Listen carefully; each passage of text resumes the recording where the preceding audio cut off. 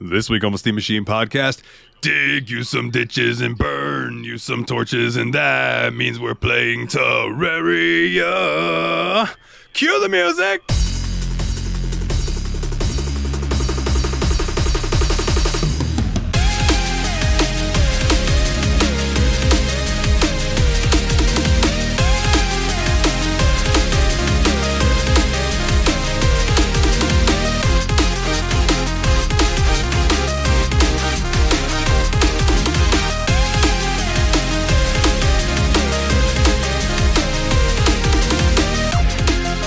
Hey everybody, and welcome back to another episode of the Steam Machine Podcast. My name is Dalton, and joining me as always with Destructo Bros. What's up? It's Nate. Hey, it's Willie. How you doing? Returning for, I believe, his second episode in a row. Am I correct? Yeah. We have one Mikhailov, otherwise known as Team Retro. Buddy, how you doing? My internet's working for the moment. Yeah, let's address that up front. Last episode, when you guys heard Mikhailov say, "Oh no," that was when he was gone the rest of the episode. It's because he just disappeared. Like, his internet crashed and he was gone. And he never came back. The behind the scenes to that is that I was literally connected to my phone hotspot, desperately trying to upload my audio to Dalton. Yeah, he's like, "Oh God, please work." And it did. So everything was fine. Let's see. What have you guys been up to the past 2 weeks? Let us start with... I'm going to go clockwise on my screen. So, Willie, what have you been up to the past 2 weeks, my good sir? Yeah, sure. Man, oh, shoot. I had something... I'm trying to find a certain tab on my computer, and I've opened too many tabs looking for TCBY. Found it. So I've been, I know a little while back I kind of busted on Atari 2600 games a while back, but I kind of wanted to give a couple of them a fair shot. So tried to get some emulation set up and running on my computer, and decided I would probably want to install multiple systems, so I decided to go ahead and do a RetroArch. And I found out when I was looking up info about a certain game that it also has a thing called, a community called Retro Achievements that uses like this peak system, kind of peeks into the game's memory and then like live tracks what you've done in games, so it can like people make achievements for various retro games, and then the game can actually live upload them as you accomplish them. And so I was just kind of playing around with a couple of old Atari games. I found this out and started kind of shooting for achievements on old Atari games. And I'll tell you what, my main complaint that Atari games don't hold up and you can't play them for too long, I'll tell you, man, play some Activision games, because I was actually having a good time just trying to get the scores that would get you a patch back in the day. Because a lot of these old Activision games, they used to have a giveaway in the manual where if you reached a certain score, you take a photo of your screen and mail it to them. And they'd send you like a patch you could sew onto your shirt that says you're a member of the Order of Hero, or a River Raider, or a Mega Maniac, or whatever, depending on what game. And I thought that was really cool, so I just started playing a couple of the games and had a lot of fun playing the game Hero, especially. Like, that one's a blast. So if you need like a kick in the arm to play old retro games and you're interested in like, new challenges and stuff, a lot of the games on Retro Achievements have some really interesting achievements, and like it works automatically, which I didn't think. I've talked about it to Nathan. He also thought it was like a, honor system report what you've done thing, but no, it like straight up reports it straight out of the emulator. You don't even need to download anything other than RetroArch and configure it, create an account there, and next thing you know, it's like sending in your high scores. And like right now I'm one of 35 people on Retro Achievements that has a high enough score to get the patch for the game Hero, for instance, which, wow, it turned out Hero was pretty cool. I just want to say RetroArch is an amazing piece of technology as far as like it just being a hub for all of these different emulators, because you can emulate stuff from, like you're saying, Atari all the way to Scum VM. You can emulate PS1. I believe it even has PPSSPP now, which is the PSP one. I don't know how good the cores are for those. Usually I go with the standalones, but RetroArch is, and it pains me to call it that, but I'm going to keep calling it that. RetroArch, like, is doing a good job at building up, because when I first started using it, it didn't have near the cores that it has now, right? And they keep updating it, keep adding it. And the Steam version too, they've been adding a lot to the Steam version as well. And I'm very interested in seeing some of these achievement stuff for like some Super Nintendo RPGs and NES games. Like, you know, thinking about Nate going and playing like maybe like Dragon Quest 1 and seeing like what achievements it has for that, like what you can get for it. I'm thinking, you know, Stanley search for Dr. Livingston. I wonder if there's any for that, you know, or Star Tropics. You know, just think, I don't know. It's just interesting. I like that concept a lot of these retro handhelds have RetroArch just built in as part of their back end, and so that's all they run. It's just a front end, so you could select your game and then RetroArch. Yeah. So a lot of the ones that have Wi-Fi built into them, they just have retro achievement support right out of the gate. The Steam Deck, when you go to set up emulation on that, one of the options is sign into your retro achievements account, and boom, it's just there. That's so cool. Yeah, I was just surprised by how easy it was to configure RetroArch, because I really expected a big multi-core system like that to be as much of a pain in the ass to get set up as MAME was originally. And no, like, I really just got started right away. Like, when I want to do old school emulation on my PS3 that I have hacked, it's RetroArch.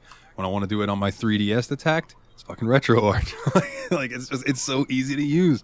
And it's intuitive, and there's like a lot of different settings that you can change in there to get the most out of whatever game you're playing. You know, if you want to get real deep into it, there's, you know, it provides you a folder. So like if you go to load a game, and it'll pop up in the corner and be like, this requires a BIOS file to run at best, you know, whatever the fuck.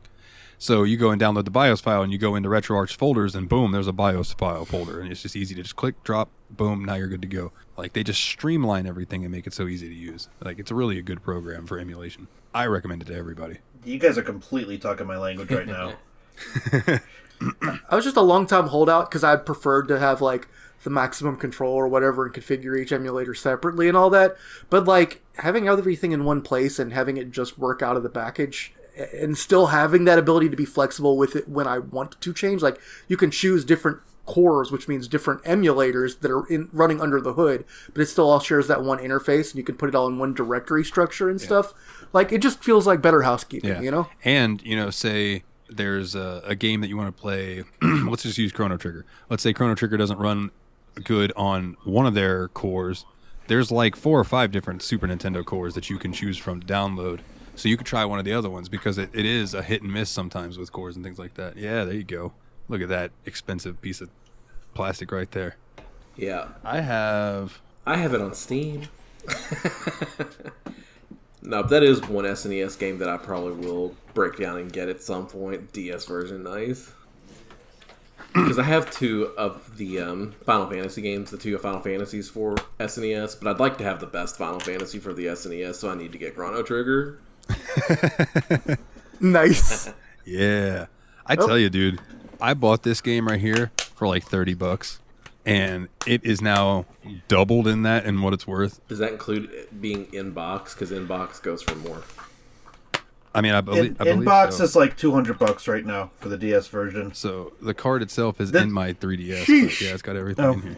Yeah, this here, $75 loose. That's ridiculous. Last year. Now, it's probably higher now.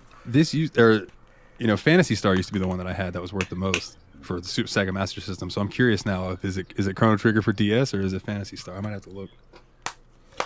All I know is that SNES Chrono Trigger complete in box is like going for $1,200 right now. Yeesh, that is out of my price range. That is out of most people's price range. I could buy it, but I would regret it. It's insane. I mean, you know, here I am complaining about money, and I'm looking at a freaking $900 handheld. So Chrono Trigger DS loose $72.98, complete in box $103.07. So hold that thought for 1 second, because this is gonna bug me until I compare this. Phantasy Star Sega Master System. Phantasy Star for the Sega Master System loose $68.26, complete in box Close. $132.61. I don't have the manual though. No. Oh, Unfortunately. I wonder how much you could find the manual for on its own. I don't know. I really want it though. So if anybody listening can ever find a Phantasy Star, just the manual for the first Phantasy Star for Sega Master System, let me know how much it is, and I will pay for it, so I can complete my box. To the original Sega Master System? Yeah. I'm researching. I think you and Nate both are. But yeah, I would love to play that for the show one day because that was my first ever RPG. But that's one that would be a Retro Arch episode to tie that in.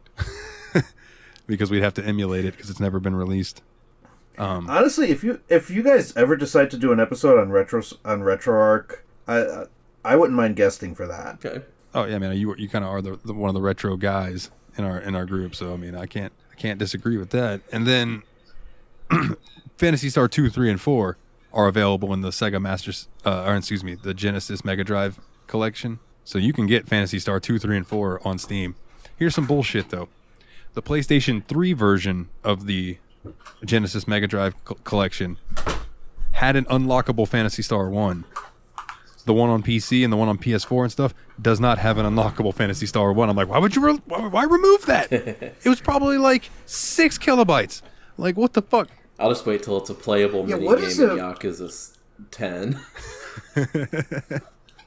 Yeah, what is it with companies doing that? The Final Fantasy Pixel remasters have all these awesome features on Switch, not on the Steam version. Square Enix is known for that, though, because when the PC version of Dragon Quest XI first came out, it was the PS4 version and not the Switch version, which the Switch version had all of the cool stuff like 2D mode and all that stuff. And then they released that version onto PC, which is what's available now. I don't even think you can buy a regular Dragon Quest XI anymore. But if you did have the original Dragon Quest XI, you still had to buy it again. Yeah. Oof. Yeah. They were not one of the ones that's like, oh, you can get the upgrade for free. You guys played that We for the did. show, didn't you? Yeah. Yeah. That was And part 1 is one of was a our most blast. listened to episodes. yeah, Wow, nice. that was one of the early episodes for this trio. And the opposite of Square Enix, when GOG first put out GOG Galaxy, which is their interface like Steam, they were like, do you own The Witcher 3 on Steam? Link your Steam account and we'll give it to you for free on GOG. So it was also like, if you have it on PlayStation, link your PlayStation account and we will give it to you free on GOG. Well, also, if you have The Witcher 3, or it was like if you bought The Witcher 3, they gave you The Witcher 1 Enhanced Edition for free. And then I think I ended up with The Witcher 2 for free somehow as well. So, like, I have all the Witcher games on GOG and Steam because of that. And shout out to them because that's just super cool of them to be like, oh, you already own our game? Well, here's another version of it. And this version is DRM free. Enjoy. You can play it whenever you want. Actually, Witcher 1 is a phenomenal game. yeah, I've heard the combat hasn't aged quite well, but I've heard the story is tremendous. The combat is definitely weird, but I actually played it with a Steam controller back in the day, and it translated all the mouse and keyboard controls to actually something that was functional, and it turned out to be a pretty good experience. Nice. But yeah, I guess we should rein it in a little bit. Willie, what else have you been up to, my good sir? I got new glasses. Woo! Yay! He can see again. It's always a good feeling. Yeah, these are the first pair of glasses I've had in my current prescription. So I've been wearing either old glasses or contacts all the time, and it's nice to see things without, my eyes getting progressively dry. I used to, like when I was younger, hated wearing my glasses. I thought I looked better without them. Till one day, this girl I was crushing on was like, "You look really good with your glasses on," and been wearing them ever since. Because I mean, you could even have. Or, this is the face that's gonna fuck you. This is the face that you get to see in public. Or at Publix. Or at Publix. You can be my pub sub. That's your pub sub right there. Oh, Jinx. You owe me a metaphorical Coke. nice. All right. Well then, 2 grams. Mikolov, what you been up to, good sir?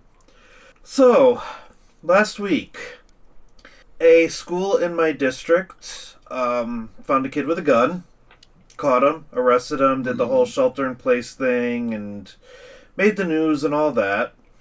And so, we just kind of went about our day, glad that they caught him before anything disastrous happened. Yeah, for Literally the next day, my school goes into lockdown. At the time that it happened, I was in the hallway.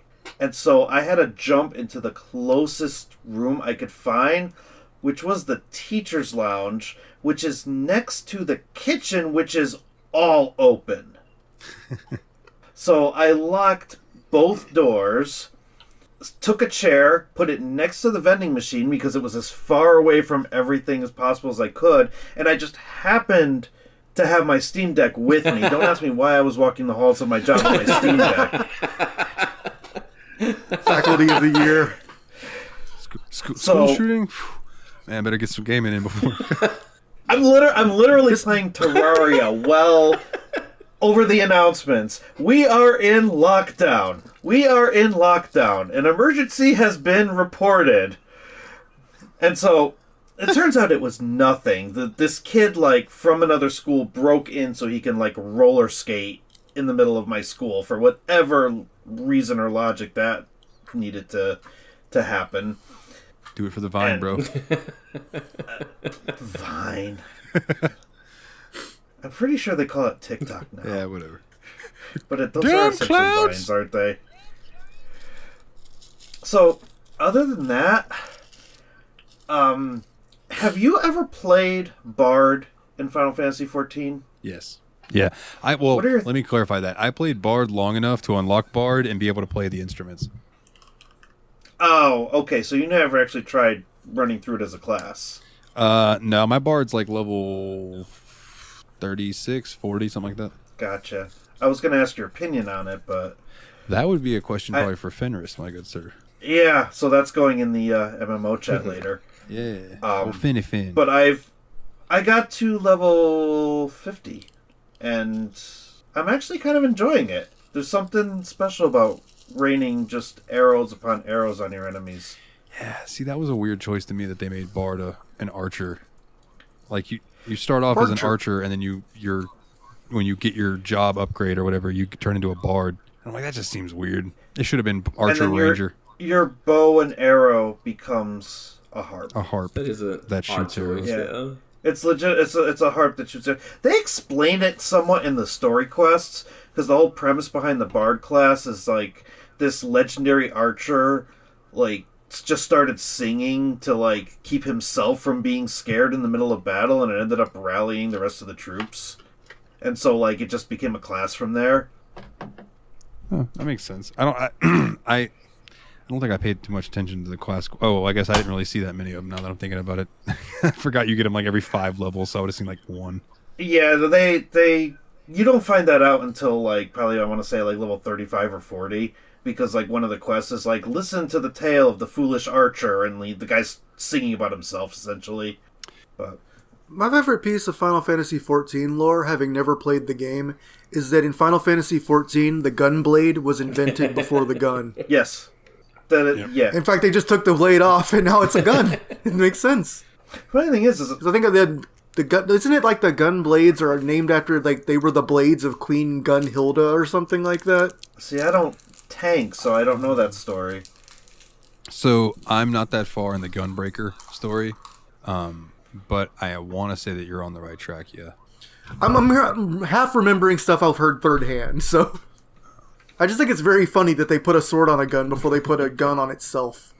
It's like, man, if you took this wieldy, heavy blade off this thing, you might be able to aim it and shoot it more accurately.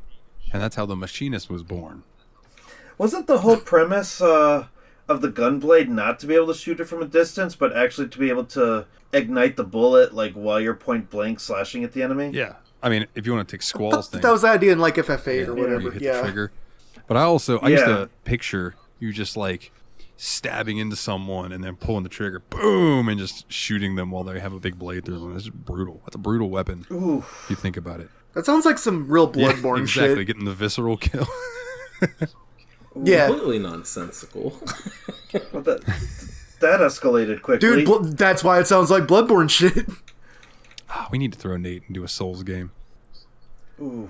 I bring Bloodborne to the PC. That would be, it's probably going to be Elden Ring, but honestly, if they ever bring Bloodborne over, we're doing it right away. I can't argue that. Bloodborne's my aesthetic all day. Even though that game kicks my dick in the dirt.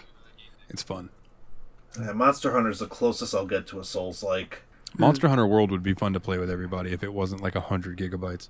Yeah, it's a biggie. I always feel bad about suggesting games that are that big. and hundreds of hours. Yeah, that too. Well, we played a game that's hundreds and hundreds of hours this week, and we just didn't play it for hundreds and hundreds of hours. So Fair enough. So what about you, Nate? What you been up to, my good sir? Yeah, it hasn't been too exciting couple weeks for me. It's just been kind of chill. But there's one thing that I guess I could say is the main theme of these last 2 weeks. So what I did was I became a kind of person I said I was never going to be. I am now a Crocs guy. Oh no, bro! You made me go Vince Russo, bro. Bro. So the story behind it is my wife bought me a pair of Crocs as kind of a meme. They are a special edition Jimmy Buffett's Margaritaville Croc. are you wearing them right? And Is that a Pikachu tail? yeah, I got a couple extra things on there too. Yes, I did. There's Pikachu, Pokeball. So I am fully... Hold on. Not only are you wearing Jimmy Buffett Crocs, you have blinged out your Jimmy I have blinged out my Jimmy Buffett Crocs. This is not even the end, or what you're even going to consider the worst part of the story.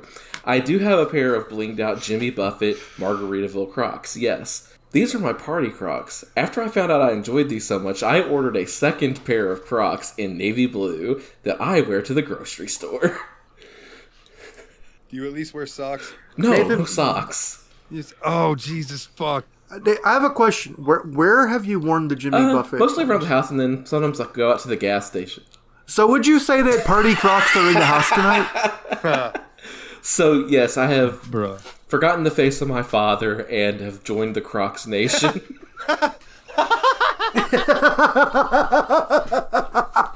Oh, bro. Okay, I'm going to try not to judge you too hard, because it was a gift from your wife.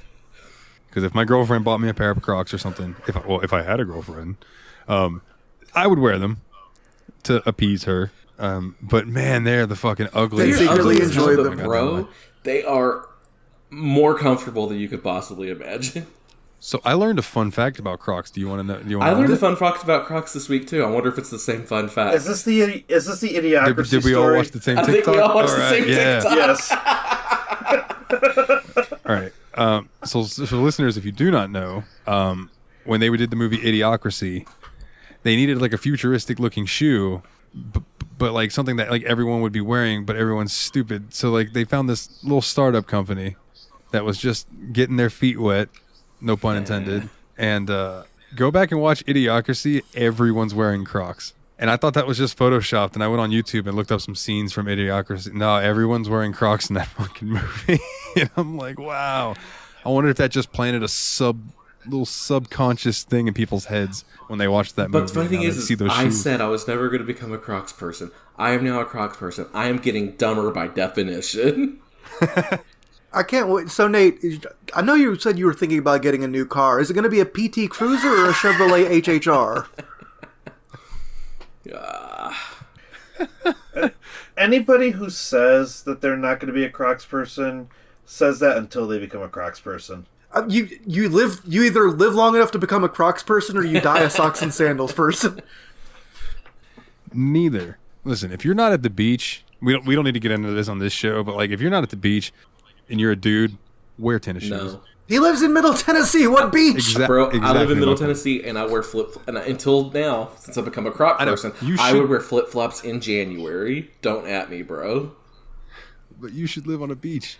Like you look like a beach bro, You know, though- and I don't mean that in a negative way at all. You look like somebody who's gonna like go work out and then go chill on the beach for a while, maybe have a drink, not necessarily alcoholic. I don't peg you for a drinker like that. But I get. But the fact that they're Jimmy Buffett branded makes it make more sense, is what we're saying. You're gonna pick up your fucking guitar and talk to people for a little bit, and then be like, "Anyway, here's Wonderful." Do you know where your shaker of salt is? It's lost. Unfortunately, it is lost. He is trying to find it. Where's the salt? Where's the goddamn salt? Ah! Yeah, gotta love it, dude. Okay, so what else? That's that the all? biggest news of my last 2 weeks. I'm a Crocs guy now. Goodness, well, Sorry. That's cool, so man. Nate, you I need to get a mean, pair of Gators. we can drive Mercs in Rocket League while we're doing this. Definitely need to get a pair of Gators, and like, so you'll be wearing your Gators, and then you got your Crocs. I'm becoming a worse person by the year. Oh, Lord. Get turtle printed pants, have frogs on your shirt. What's wrong with turtles? Be full reptile. Oh, there's nothing wrong with any of that other than the Crocs and the Gators. Because, like, no, I own a Gator with the Steam Machine logo on it. Yeah, like the thing that goes up your face. Yeah. Anyway, I guess that just. So, what dire confession have you got for us, Dalton? Let's see. I'm playing Grandpa video games. This guy is over here hunkering down playing Doom during a shooting.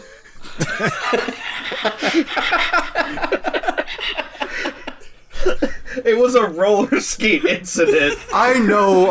I'm just trying to make it sound as bad as Nathan's Crocs Imagine confession. how bad it would have been. You'd have been like playing like Jet Set Radio. Oh, my PTSD. Christ air. It's happening again. He skates by, just spray paints NWO across your back.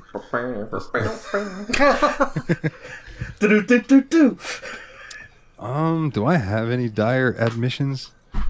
I don't know. You had your first pub sub. Yeah, that was a few months ago, but yeah. Well, Ordered on Grubhub. Got me a pub sub. left it in the oven just a wee bit too long. If you have no idea what we're talking about, that's patreon.com/the Steam Machine Podcast. Beautiful plug. But it's a real beauty. It's covered in charcuterie. I love the joke version of that song where he says, "I got a real beauty, a Colombian doobie." Nice. So, just a shout out to anybody who didn't see the news in the Discord and you happen to listen to both podcasts. Me and Jeremy decided to switch Yab's Pod to a bi-weekly show because it was just becoming a lot to do every week, and finding things to talk about for every single week was getting rough. And I think that the listeners can agree too, because we would always reach out for questions. And when we first started asking for questions, as Nate has complained about many a time, we were putting out like 4-hour episodes. And it was like, God damn, it takes so long to listen to. Yeah, I don't know how we did that. Me and Jeremy have had conversations. We're like, I don't know how the fuck we put out a 4.5-hour episode. It's just, I think I was drunk on that one, so that might have been why it was so long. But we switched to bi-weekly, and I'm going to alternate them. So it'll be 1 week, like, so we're recording Steam Machine this week, and it'll come out, and you can listen to it. The next week will be Yab's Pod. Week after that will be Steam Machine, and it'll alternate like that. Which is still going to be a podcast a week for me, but that's okay. I don't mind that. Plus JRPG What report. is going on with the JRPG report? There has been no news worth reporting on the past 2 weeks because it's approaching Golden Week, so it is like radio silence from a lot of Japanese creators and stuff, because they're going to be pumping out all their shit around the Golden Week and whatever they call it over in Japan. It might be called Golden Week over there too. But we're just all these JRPG games and news and all this shit starts coming out, so it's gonna hit heavy there. But like, I'd be lying if I told you guys that I haven't been considering like calling it a day on that show. Like, not that I don't enjoy doing it, it's just like finding the time for all of it. Yeah. You know what I'm saying? And I don't mean to sound like a greedy son of a bitch, but like, Steam Machine and Yab's Pod both pull in more money than I do over on JRPG Report. JRPG Report gets way more listens, but what can you do? What can you do? Especially now that Steam Machine's bringing in ad revenue. Yeah. Shout out Spotify podcasters or whatever the fuck it is. Oh, man. If I remember, I'll throw the ad in right there. It'd be a great time to just roll into it. Actually. Fucking see. It'd be great if it was a different advertiser. So anyway, Spotify. HelloFresh is the new meal choice for. Oh, dude, HelloFresh. I used to get them. But they want to advertise. Hell yeah, hit us up. We can bring you to 100 of people. 100 of people. Speaking of, real quick, though, I was having a. Oh, shoot. I forgot to cancel my box. Oh, I'm getting random food this week. My wife's going to kill You said me. cancel your box. I wasn't sure where you were going with that at first, but. Yeah, his Stitch Fix is coming. Oh, no. in. I got some Manscaped and I used it to cancel my box. I forgot to cancel my box, which means I'm going to have access to my box canceled. Oh no! Country Bell has been crushed. Nate, I think I talked Yeah, over you. was Did we yours a both Stitch make the Fix same joke, joke? No, okay, mine was a Manscaped joke. Podcast advertising. Blue Chew. Yeah, That's 3 in 1 week. Yeah, they don't have to pay us if we keep doing this. Hey, Casper, we're holding you ransom. Your mattresses suck until you pay us. But you can get real comfortable in a Casper mattress and a nice pair of MeUndies. Don't forget to wear your nice pair of Bombas socks. Okay, let's stop giving free advertisements. Yeah. Hey there, you wonderful listeners. I have a question for you. Do you want to make a podcast? Well, Spotify's got a platform that lets you make one super easily and then distribute it everywhere and even earn money all in one place and for free. How can you beat that? It's called Spotify for Podcasters, and here is how it works. Spotify for Podcasters lets you record and edit podcasts right from your phone or computer, so no matter what your setup is like, you can start creating today. Then you can distribute your podcast to Spotify and everywhere else podcasts are heard. Video podcasts are also available on Spotify. And when you want to take conversations with your fans to the next level, there are Q&A and poll options available, and those are the best way to get them talking. With Spotify for Podcasters, you can earn money in a variety of ways, including ads and podcast subscriptions. And best of all, it's totally free with no catch. Ever since I've discovered Spotify for Podcasters, it has made doing my shows like the Steam Machine Podcast, Yabs Pod, and the JRPG Report much, much easier to do. Like being able to just go on there, record them, upload it, boom, it's done. I don't have to pay for a site service to host or anything like that. It's fantastic. So I highly recommend that you give it a try. Download the Spotify for Podcasters app or go to www.spotify.com/podcasters to get started today. We just have the sillies tonight. Yeah. It's true. You should really see our faces. We are all just kind of if there's giggling ever at this been point. an episode This of has Honestly very where I sleepover. recommend listening to the Patreon, it's this one. Yeah. We have some big like late night sleepover energy today. So who do you have a crush on? I have a crush on every boy. Oh, man. But yeah, well, and then... I was trying to do the Teen Girl Squad voice from Strong Bad, and I just got the high and not the gravel. I don't know. I'm That pretty really sure I have a hurt, crush on Willie's Terraria character. So was looking pretty fine in that wedding dress. He's taken. He's married. You see the from dress? A zombie. You took that dress from a corpse. A corpse bride. Look, I killed the corpse bride. Thank you, you Dalton. said yes to that dress. I did say yes to the dress. I said no to the zombie inside of it. I'm married to the game. Dane's going to listen to this and come up with ideas for the Yabspot zombie segment. And he's going to be like, oh, zombies and wedding dresses. All right, let's see. Jot down notes. It's just going to be the music video for Helena by My Chemical Romance. Meshed with Thriller. Ooh, nice. So I'll probably talk about this more next week on Yabspod because I'm not going to get quite as vicious about it as I'd like to. But I'm at work today, and Jess comes up to me, and she's like, hey, there's a new shift lead that's going to be starting. Her name's Melanie, yada, yada, yada. I'm like, okay. She's coming from another store. All right. So I hear Chris and Jess talking, and Chris goes, yo, I'm tired of closing every fucking shift that Trisha gives me. Like, I'd like to work some, like, mid-shifts, work an opening, you know? It's like, I don't want to spend all my fucking nights here. And I just, like, leaned over and said, that's funny. She should have hired me because I only want to work nights. And then just gave a big smile. Like, fuck those 6 o'clock in the morning shifts. And Jess said, yeah, I chirped to her about that already. And she said that she needs to watch you work and see how you handle yourself for the next 5 months, and then she'll make a decision. At that point, your boy got heated. I didn't say anything. I left it at that. But I'm like, the hell have I... What have I been busting my butt for the past... I've been working there since September, so, like, it's been not quite a year, but, like, we're working our way towards that. I've been busting my butt. Like, there's times I message you guys, and I'm fucking dead tired because I've had to throw pallets on pallets of water and no one helps me. And it's like, that's not good enough. The fact that, like, I helped a customer enough today that she tipped me $5 because I was so good at what I was helping her with. Who the fuck gets tipped at Walk? Dude, you had to be doing I helped her with a photo order that she couldn't figure out how to get her photos, and she was trying to order puzzles to give. Nice. Like, she was getting her these pictures turned into puzzles so she could give them as gifts. Nice. I didn't realize that was a service y'all offered, and now you've advertised something I might be interested in. Yeah. Like, that's cool. Like you just did PR for him now. Like I genuinely did not know that was a thing you could do. do. Go in Walgreens and you can turn a picture into a puzzle. Yes. And I learned during Christmas that we will also print your boudoir pictures. That was interesting. And let me tell you how I found out. It wasn't the 4x6s that printed or anything. No. It was the banner. Nice. That printed out of this big thing that was like 6 feet of this woman in a precarious position in some lingerie. And I was like, nice. Yeah, exactly. Nice. And then I'm going through the photos when I'm trying to like put all these together. And I'm like skimming through because of course I am because I'm a pervert. And I'm just like, whoever's getting this is going to be real happy. The one that vividly sticks in my head was like her and she's in like, you know, the panties with the garter. Is it garters with the things that attach at the thigh? And then the fishnets. Yeah. She's got that and she's holding Christmas bubbles, the little Christmas balls, holding them in front of her titties. And that was the picture. And she was like in this seductive very thing. classy. It was a very because like even Annie. That feels very Annie old comes school. walking over and looks at it. And she goes, "Oh, tasteful but sexy. I like it." yeah.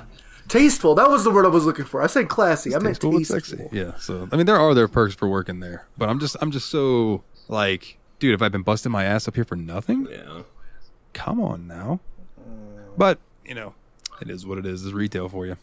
What you need to do is you need to just one day go into the herbal supplement aisle, drink every bottle, and then grow up into Godzilla and stomp the place. I'm mad full of horny goat weed, and I'm gonna crush everyone. I don't think that's how science works. I'll just go in there and eat a bunch of that thick powder. It is unfortunate that I watched too many 60s sci-fi horror movies, huh? Look, it worked for the Amazing Colossal Man, probably. I don't remember what happened to the Amazing Colossal Man. I guess the only other thing I've really been doing is I've been having a hankering to play like a CRPG in the background, and I settled on Pillars of Eternity, and we're gonna have to play that for the show sometime. It's real good, it's fun, and it's not tactical enough that I think it would turn Nate away because it's you can hit the space bar and it pauses, and then you can set what you want to do, like turn-based stuff. So real time with pause is what it's called, kind of like Baldur's Gate and stuff was. That's what? Is it like VATS? No, not quite. Like you don't get to think of it more like you can pause and then it's like setting up each character to do what you want them to do, or you can let them use party AI and they'll just go in and fight.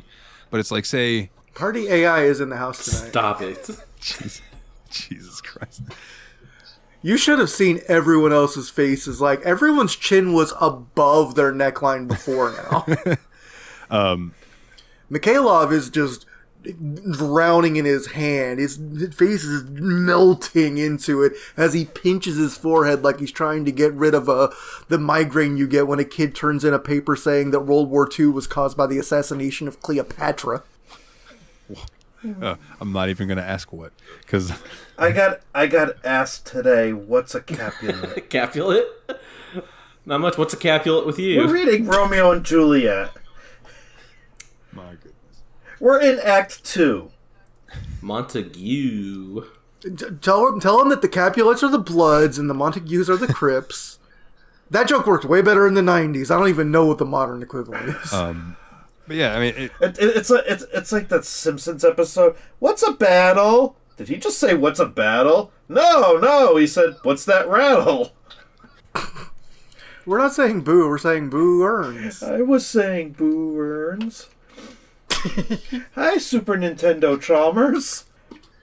So before the Patreon, we were also talking about how you could basically get through a whole conversation doing nothing but Simpsons references. So this is even proto-Patreon. From the first 9 seasons. Like I said, big sleepover energy today, man. So we got the one goofies. thing We have the goofies today. The one thing I do want to give Pillars of Eternity a shout out for is that it uses pre-rendered graphics for the backgrounds and stuff, but really well done. It's just fucking beautiful to look at. I love, because you know me, I'm a stickler for those pre-rendered look from the 2000s era. Yeah. And it's just like that, but updated. Just tremendous. And the story seems very intriguing so far. And the reason I'm playing through Pillars of Eternity 1 is I really want to play Pillars of Eternity 2, Deadfire, because you're on a ship a lot. So you're kind of like doing pirate stuff. And I'm looking forward to getting to that eventually. Speaking of pirates, what's that one multiplayer game where you you play as pirates with all your friends? Sea of Thieves? See if these nuts fit in your mouth. That's like I was telling my dad earlier, the story of Hercules and Achilles and both of these. Oh, that reminds me, yeah. Both of these. What started Why, this who? today was at work. We got in a new product called D's Nuts. Oh, yeah. You actually sent some pictures in the Yeah, Discord. But yeah. DEE''S nuts. And there's nanner pudding flavored, dill pickle flavored, and sriracha ranch. Haven't tried them because they're like $3.49 a bag. And they sound horrible. But I want to try them. I like that we all disagree as to which one is the only No, one. I said I'm none like, of them nanner sound pudding good. sounds The only cool. one I would try is a nanner pudding, but I think it sounds disgusting.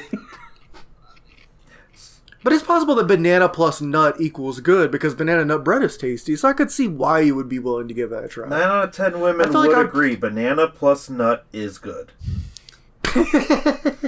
My goodness. We are really just on one today. So speaking... Plus the fact you just admitted to wanting to spend $3 to want to munch on these nuts. Yeah, exactly. When I showed them to Nick today, I was like, hey, man, look what we got in. Think these nuts would taste good in your mouth? And he just looked at him, and his face lit up like a 5-year-old that just discovered a new joke. And he immediately... I was like, dude, I already took a picture of him because he grabbed them from me and was reaching for his phone. And I'm like, yeah, I already did. No way. These nuts. I actually have a picture from Target because I walked by the arts and crafts aisle one day and somebody took the big wooden letters and just arranged them on the hook so that they spelled out these That nuts. someone's name was Mikolov. Nice. Guilty. You've been found out. Busted. All right, well, I guess we should talk about a video game. Probably. That is what this podcast is about. Yeah, sometimes. On occasion. So, the O-dubs, which, by the way, you cannot Google O-dubs, I learned. The obligatory Wikipedia bullshit for the game that we played this past 2 weeks at the behest and request of one Willie. Terraria. This was my idea. Yay. Terraria is an action-adventure sandbox game developed by Relogic. The game was first released for Windows on May 16th, 2011, and has since been ported to several other platforms. The game features exploration, crafting, building, painting, and combat with a variety of creatures in a procedurally generated 2D world. Terraria received generally positive reviews and sold over 44 million copies by 2022, making it one of the top 10 best-selling video games. Whoa, like all time? Like up there with like Minecraft and like Tetris and shit? Let me click this link, and yes. Minecraft is number 1. Number 2 is Grand Theft Auto 5. Number 3 is Tetris, Wii Sports, PUBG, Mario Kart 8, Super Mario Bros., Red Dead Redemption 2, Pokemon Red, Green, Blue, and Yellow, and Terraria. Wow. I didn't realize it was that big. Damn. That's a hell of a killer's row. Yeah. And not too far below Terraria, Animal Crossing, New Horizons. Whoa. Just New Horizons by itself, not like Yeah, the whole just New series. Horizons. Damn, that is. And then 2 that's below pretty that, impressive. The Witcher 3. Yeah, baby! I wonder where Skyrim is on the list. I feel like it's got to be like top 25. Just because it's been selling it forever. 3 under The Witcher is Breath of the Wild, and 4 under Breath of the Wild is Skyrim. So that's like, what, 22nd Yeah, place but or so? Skyrim is tied with Diablo 3 and Call of Duty Modern Warfare. That makes a lot of sense, yeah. Those are all games that are incredibly huge, yes. Willie, what made you want to play Terraria? Why'd you pick this?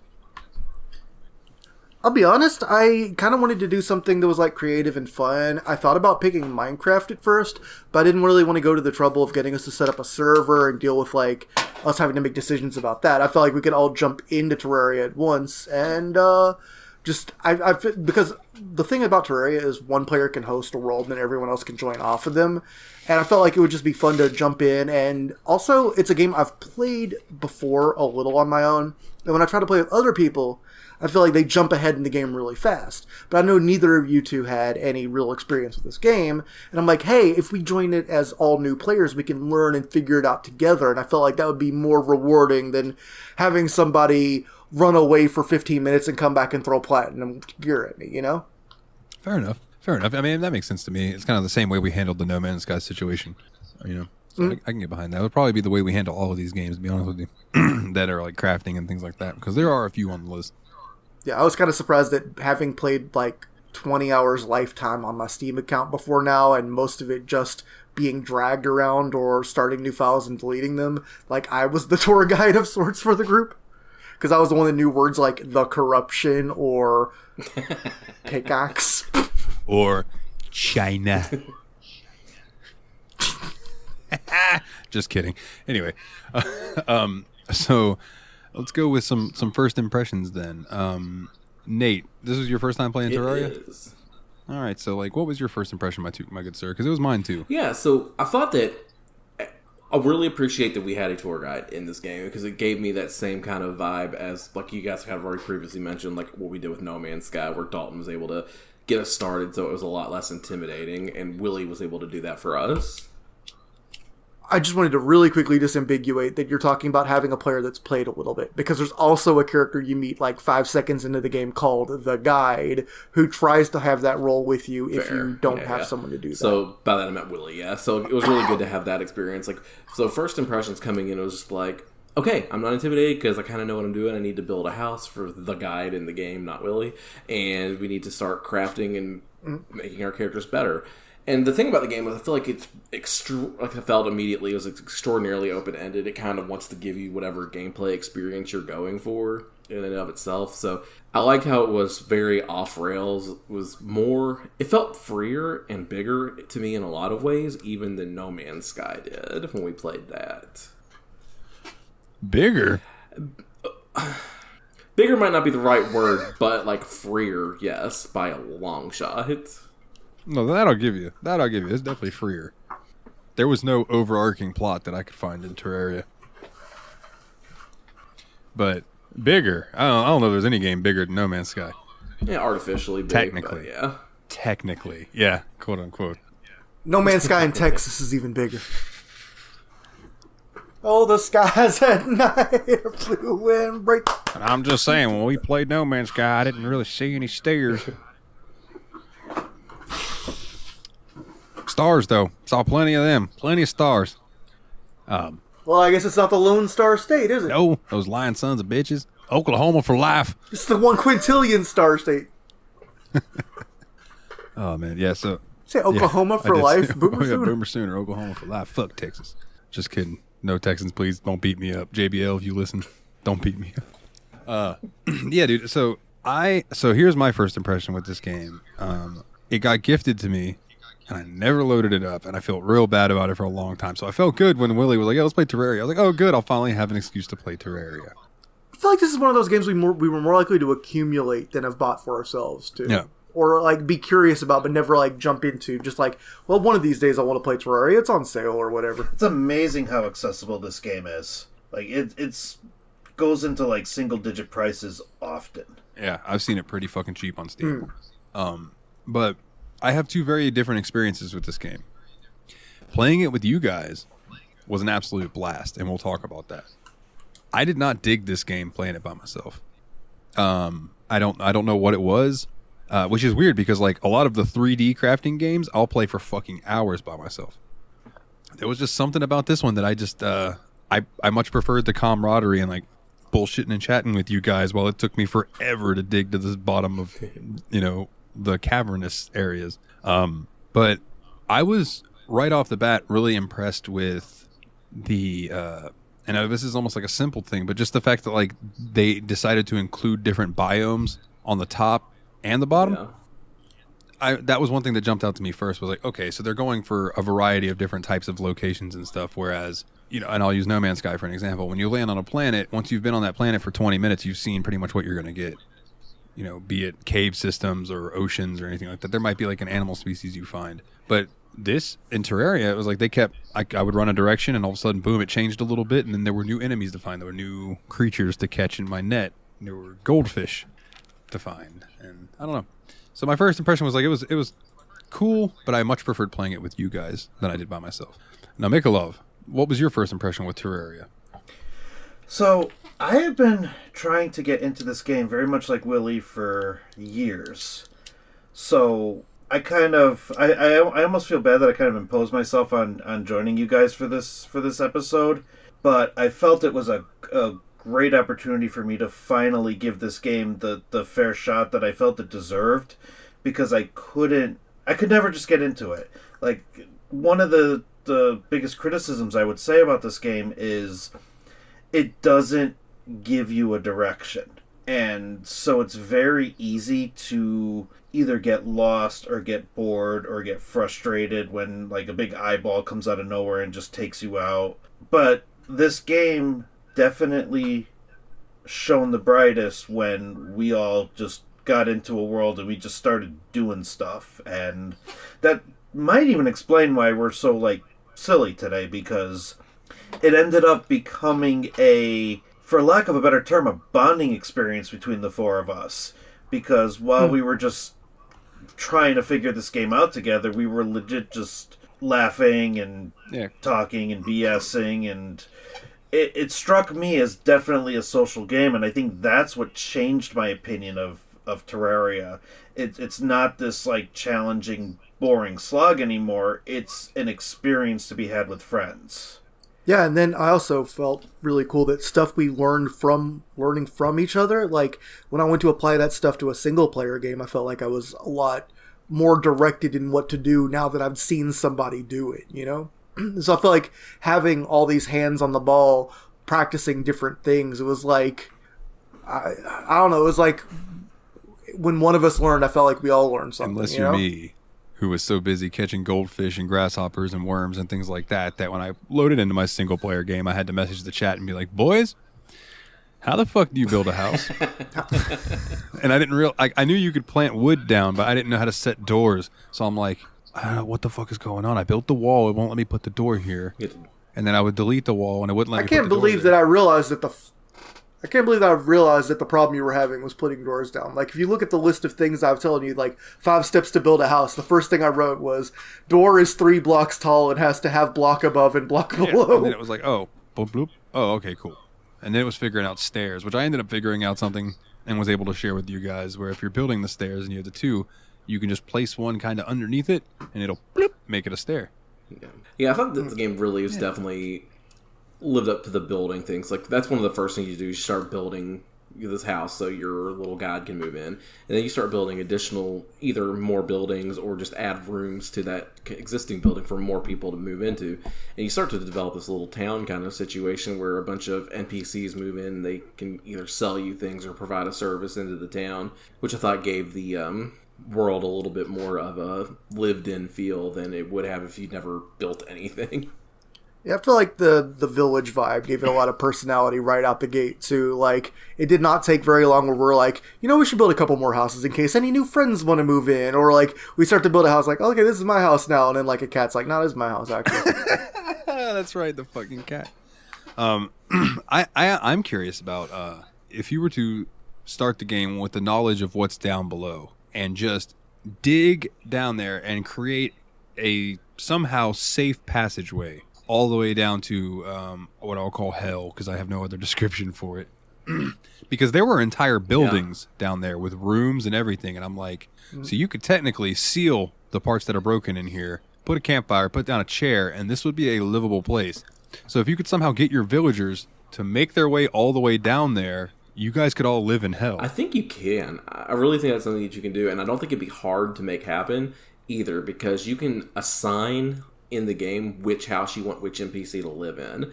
So if you do build a bunch of extra places, or like you said, make the places in hell livable, I didn't try this, so I can't verify this is accurate or not. You could just send that NPC to live into one of your little places in hell. Yeah, dude. And that would be so cool. You have to go all the way. I mean, it would be a pain in the ass depending on what vendor you send down there. But if everybody's down there, you guys can just hang out, sweat your balls off. Yeah, and you could call it Hades Town. Oh, I guess that's already taken. We go Hades Town 2. Yeah, and so that's kind of one of the main aspects of the game is crafting and building, because like you want to start crafting your armor and stuff, which I don't think we need to get too into detail on. There's different elements of ores that you can find, like, you know, you have tin, lead, silver, platinum, where some of the options, different planets, different worlds, you have different ores on, which is kind of funny because that's very No Man's Sky. Yeah. But they kind of act the same in each I individual think planet. Yeah, I was gonna say I think they come in equivalent pairs. I think I'd like you have either copper or tin, and even if you start in a world that has tin instead of copper, you'll still start with copper armor and stuff, Yeah. or not armor, but copper tools, or like I think it was what lead versus iron, then tungsten or silver, and then gold and platinum. And I think there was higher things, but I don't know what they are. Chromium. And Demonite. Oh yeah, there's like the Crimtane. yeah, and Demonite, Crimtane, that's right. yeah. That's right. I'll go Crimtane my pants. Yeah, so like that's kind of where the story of the game kind of does end up going. Is there is like kind of corruption on the planet. It's either called the corruption or the crimson, I think is the two terms. One's purple and one's red, and there's like an evil section of your planet that you can find as well. I will say I've seen both, and I think the red is way creepier than the purple. The purple one, the corruption, is like a diseased planet, whereas the crimson is more like a demonic, hellish, Yeah. horror type vibe. Yeah, plus purple is just comforting to me, so I don't feel like that would scare me too much. Yeah, so it's kind of interesting. Like, and I like the way that the game was designed. Like, the enemies never felt too difficult, but and you just kind of like let you vibe. That's kind of what I kind of dug about it. The whole game kind of felt like a vibe. Yeah, because it would be like, Nate's exploring to the left of the map. Mikolov and Willie were over to the right, digging out a tunnel or something, and I'm just catching fish. And everyone's doing their own thing, but it was like, fuck it, dude, because we're just doing what we want to do. And it was great because it was like we could all convene, and like with that one boss that spawned, that Willie spawned, the big eye thingy. Like when we could all, and then once we were done with that, it was like, all right, what did everybody get? All right. What new stuff did we get? Oh, cool. All right. I'm gonna go fuck off now. And then I would go off and go back to digging my hole and finding Crimtane and all of that kind of stuff. So it was very much again earlier you said it was like the bonding with talking and things like that really glued it all together. But being able to not feel like, okay, we need to do this, and this so we can get this done and then move on. It was very much relaxing to be like, okay, well, if I just want to go use a net and catch butterflies, that's not going to affect anybody. It's not going to hinder our progress. So I'm just going to go fucking do it. Yeah. Kind of the opposite of the way I feel of playing some MMOs sometimes, where MMOs, it's like, I need to get to max level so I can help my guild run raids. And Time to do the raids. Yeah, no, this was a lot more like... Oh, go ahead. No, go finish and I'll go. There was literally no thought. Oh, okay. I was just yammering because I didn't look up. Oh, no big deal. I was just wanted to comment on the fact that you create a character and you can bring that character to multiple worlds. So you can have multiple single-player worlds. I was able to take my character, and I know you guys didn't do this, you separated your characters, but because I don't think I got as far as you guys did, I just took my character. I had the same character the whole time, so I had that in my single-player world, and then I bounced that over into your world, and, when we started together, that was one thing, we were all on the same plane, but then when I joined you guys yesterday, there had been significant progress, so I was able to take some of the paths that you have already dug out. I was able to find some stuff that I couldn't find on my world, and I actually was able to take that back and make my single-player experience slightly easier, not because I took stuff that I shouldn't have and made it easy mode, but because I learned, like we said before, I learned from what you guys had done on your world and was able to bring that experience back. And I think one thing that was really cool in mind is I ended up, I feel like, getting the furthest in a single-player file, and I had my two separate characters, and I learned a lot in my single-player file, because I ended up killing 3 bosses before anybody else had seen a boss on my file. So, I feel like my single-player experience was different from, say, Dalton's, because I found myself having a lot of fun just exploring and doing things on my own time. I found an NPC that I don't think we have in our group world yet that was the fisherman, and he gives me quests to go catch fish. Hell yeah. Yeah, it's I have a That's fishing side quest mini game that I get to go do whenever I go into my world now. And I just had a lot of fun. My character ended up getting really strong. He's maxed out in his health and his mana stats now on that file, which is stronger than the one I'm playing on the multiplayer file. But I felt like it was really good that... One might argue you had a lot of guile to get that far. That is another really cool thing about this game. I'm glad you brought that up. Is there's the custom characters. You can do a lot with it. So my first character... I made Chrono. Dalton made Chrono from Chrono Trigger. My first character that I made is Guile from Street Fighter. In my single player file, I made Knuckles, so he's literally a red dude, like all the way around. I'll never forget the first 10 minutes of us playing this game where I just like, hey, look, you can make yourself look like Guile, and Nate was just like, don't you dare! It's mine! Because I felt so cool when I'd made Guile. I was like, I can't wait for everybody to get in here and see my Guile character. And then he's like, hey, you can make Guile. Yeah, I kind of ruined it for you. Hey, look, I'm going to make a Guile. You better not. I will hurt you. What's great about the hairstyle that I chose for Chrono is that I could make it blonde and I could be Cloud, or I could make it black, I could be Goku. It's like there's so many choices with that hairstyle. You just got to change the color of it. But yeah, like I was surprised that the character creator had as many choices as it did for as little as your character actually is on screen. Yeah. That being said, the costumes are fantastic. At one point I had a tail and dog ears, and I was wearing a raincoat, and I wore that up until I found what I'm wearing now. And Mikolov, I found this after you had logged out last night. Oh no. I don't remember where. I think I got it way down deep, or I got it when we beat the Slime King or whatever. No, you found this one before. Oh, you yeah. found the Slime Kings, like. Was it? Okay, oh, that's right, because I had turned invisible when I joined again. It You was guys actually- couldn't see me, Yeah. and I had to take the screenshot to show you what I looked like. Bro, I found Toad's outfit, like from Mario. So like the pants, the vest, the little mushroom hat. I look awesome now, and I think I still have the dog tail, though, which throws it off a little bit, but... You got that in the mushroom biome, didn't you? You know what? It might have been. Yeah, I think I found it in a building in a chest. Yeah, dude, it's tremendous looking. I was so happy. I'm like, I love Toad. Yeah, Dalton was so excited when he That found biome it. kicked my butt. Oh, I'm sorry I missed it.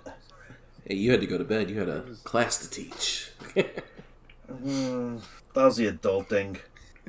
Yeah. Yeah, But yeah, like I was saying, like I really what else did enjoy my single player experience a lot. Like I found 3 different bosses that I fought. I fought the Eye of Cthulhu, which is the one that all 4 of us got to do together. And then after that, I found the King Slime, which me, Willie, and Dalton got to do together. And after that, yeah, go ahead, Dalton. I was gonna say, which was fun as fuck, because all of a sudden Nate just goes, "Slime rain!" and it just starts raining slimes from a lacerated sky. And they couldn't see me. For some reason, the connection was weird, so my character was invisible.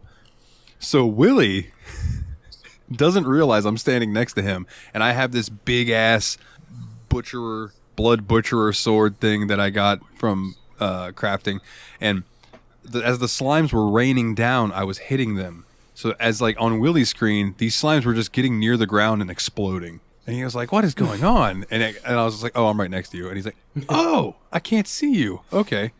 Yeah. It was just, because I could see y'all perfectly fine. It was just trippy for me because I'm like, "Oh, Yeah. okay, well, I'll just be the ghost."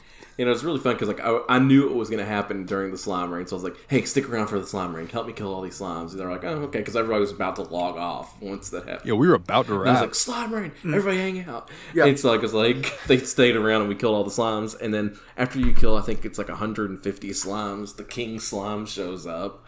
And so like I got to show the guys the king slime, which was a pretty fun boss fight.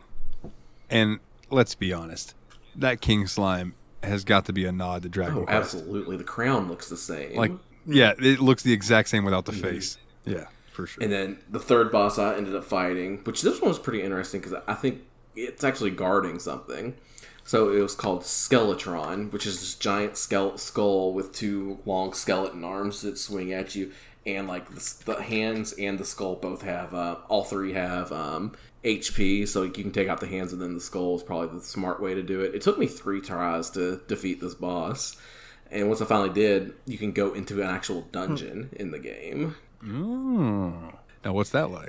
It's It's actually the hardest place I've been in the game. Like, I've died in it several times because the monsters are just strong. I think I need to, like, upgrade to, like, demonite items at least or something to really be effective in there. But it seems like a really cool place, and there's lots of treasure in it as well. So it seems like it's going to be a worthwhile investment once I can get strong enough to actually do it. Probably a lot easier with 3 people or 4 people. But yeah, it's really cool. And, like, the funny thing of it is, like, I kept seeing this dungeon, actually, because it has bricks that I could not penetrate on it. I kind of keep seeing in it from outside of where I'd been digging around. And so, like, I kept trying to bomb it to get into it, and it wouldn't let me. I finally figured out that that was the dungeon and that I needed to beat Skeletron to get into it. Okay. Oh. When we were fighting the Eye of Cthulhu, it was getting near dead. And that Blood Butcherer sword thing I have puts a bleed on the enemies, which was nice because I could whack a zombie one time and then run away, and he would just explode, and I wouldn't have to worry about it. But I realized in that fight that platinum sword that I have, the super duper ultra platinum sword or whatever the fuck it ended up becoming when I crafted it, A, swings real fast, and B, it swinging real fast makes up for the time that it takes that big sword to swing. So I swung it with that big sword and hit that eye when it was like we were getting close to killing it, and put that bleed on there and switched to that other sword because my Kingdoms of Amalur player came out and it was like, put on the DOT, use your other weapon now. And I switched to the fast weapons.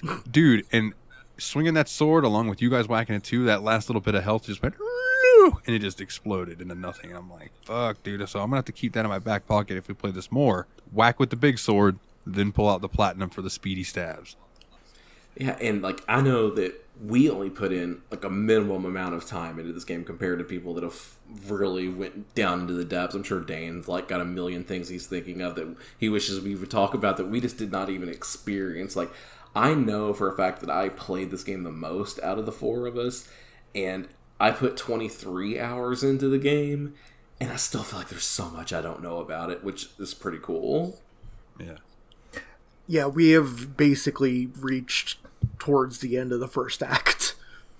I remember watching Twitch streams back in the day when I was trying to get into this game the first time, and it was actually part of what turned me off to the game initially, because I saw these Twitch streamers like on hoverboards with like giant rifles shooting laser beams and just kind of like massacring their way through the game. And I could never, maybe I was just being impatient, I could never get to that point. And so I know there's so much more to this game than what we've actually experienced. There's a whole like futuristic set of gear that you can craft, and I know it'll take time to get there, but now that I've had this experience with you guys, I think that would be something fun to continue to do together and try to see if, like, as a team, we can actually get to where that guy got to by himself. Yeah. Yeah. I mean, I'll definitely keep the absolutely. world alive, so if you guys ever want to get together and do it again, I have it ready for us. For sure. I think community Terraria nights would be a phenomenal idea. We can make that I happen. know one of our community members rented a server for the month and said, if anybody wanted to go on there and join them, so if anybody wants to go play as well, come join the Discord, bit.ly/TSMP Discord, all capital letters, and you can pop in there and check it out as well. Now, I kind of had the same experience as far as like not realizing that the game would have all that kind of stuff in it, because I didn't realize Terraria got guns and stuff like that, like in laser beams and you just blew my mind, right? But also, when I played Ark, and I've turned on creative mode for the first time when they added that, and it gave me all of the, I don't remember, engrams or whatever you use to learn how to make new things. And I realized that your final suit of armor you can get for that game is like a RoboCop / Power Rangers looking suit, and you can get rifles and stuff, and like you basically look like the dude on the cover of Crisis. And I'm like, holy shit, because you start off in like a loincloth and you have to punch trees to get some stuff to make like rudimentary tools. And it's just crazy to me that in these games it seems to be a theme where they start you off with minimal, but you can get to like super futuristic stuff. And I just want to say, I think we can thank Spore for that. That's definitely one of the big evolution sims. Oh damn! See, Willie, I said that specifically to try to make you laugh. I didn't think you would agree with me, but thank you. Yes, I wasn't really listening. I'm just kidding, Dan. No, but for real, I mean, I think I am interested in games that let you do like technology levels over time. Like I think that's one of the big things I like about Civilization. So like in theory, like the idea of Spore where you're evolving a creature from a single cell to a futuristic race is really neat. It's just unfortunately the game. Yeah. Talk about like if they came out with a Spore 2 what they could do with it now. Because that game was kind of ahead of its time with what it tried to do. But I guess that's another tale for another day because that is on the list.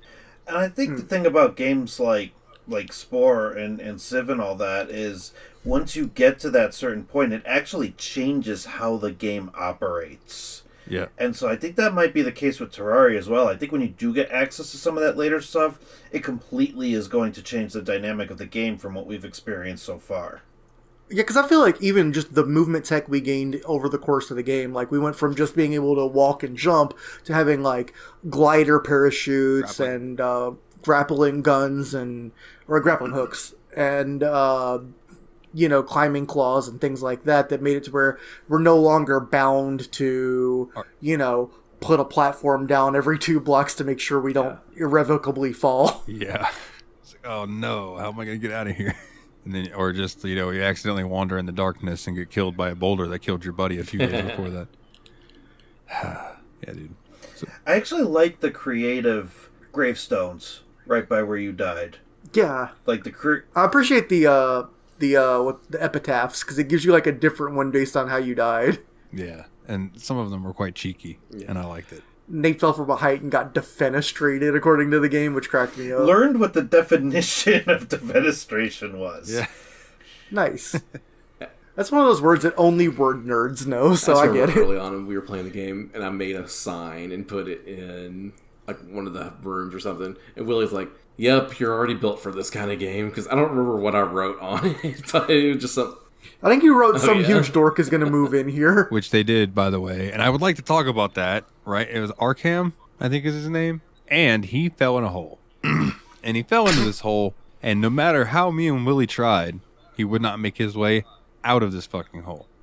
So yeah, he was like 25 feet from the village and fell into a little tunnel and just absolutely just kept banging his head back and forth doing nothing useful. I went down there and would coax him to move a few feet towards the way to get out. And I learned I would build a fucking wall. And then I would hop out on this side and go back around to the other side and run over to him and then make him move a little further, build another wall. What I didn't take into account is that when I got him back to the surface, that he would run faster than me because I'm not thinking about it and I'm trying to destroy the walls that I made, and he then falls into the fucking hole on the other side and I have to do it all over again. So this time I had Willie help, and I said, when I get this motherfucker out of this hole, seal these holes up here as fast as possible. And with Willie's help, we got him to the apartment complex, and he moved into the room with the fitting sign that said like some dumb guy is going to move in here, and goddamn did he.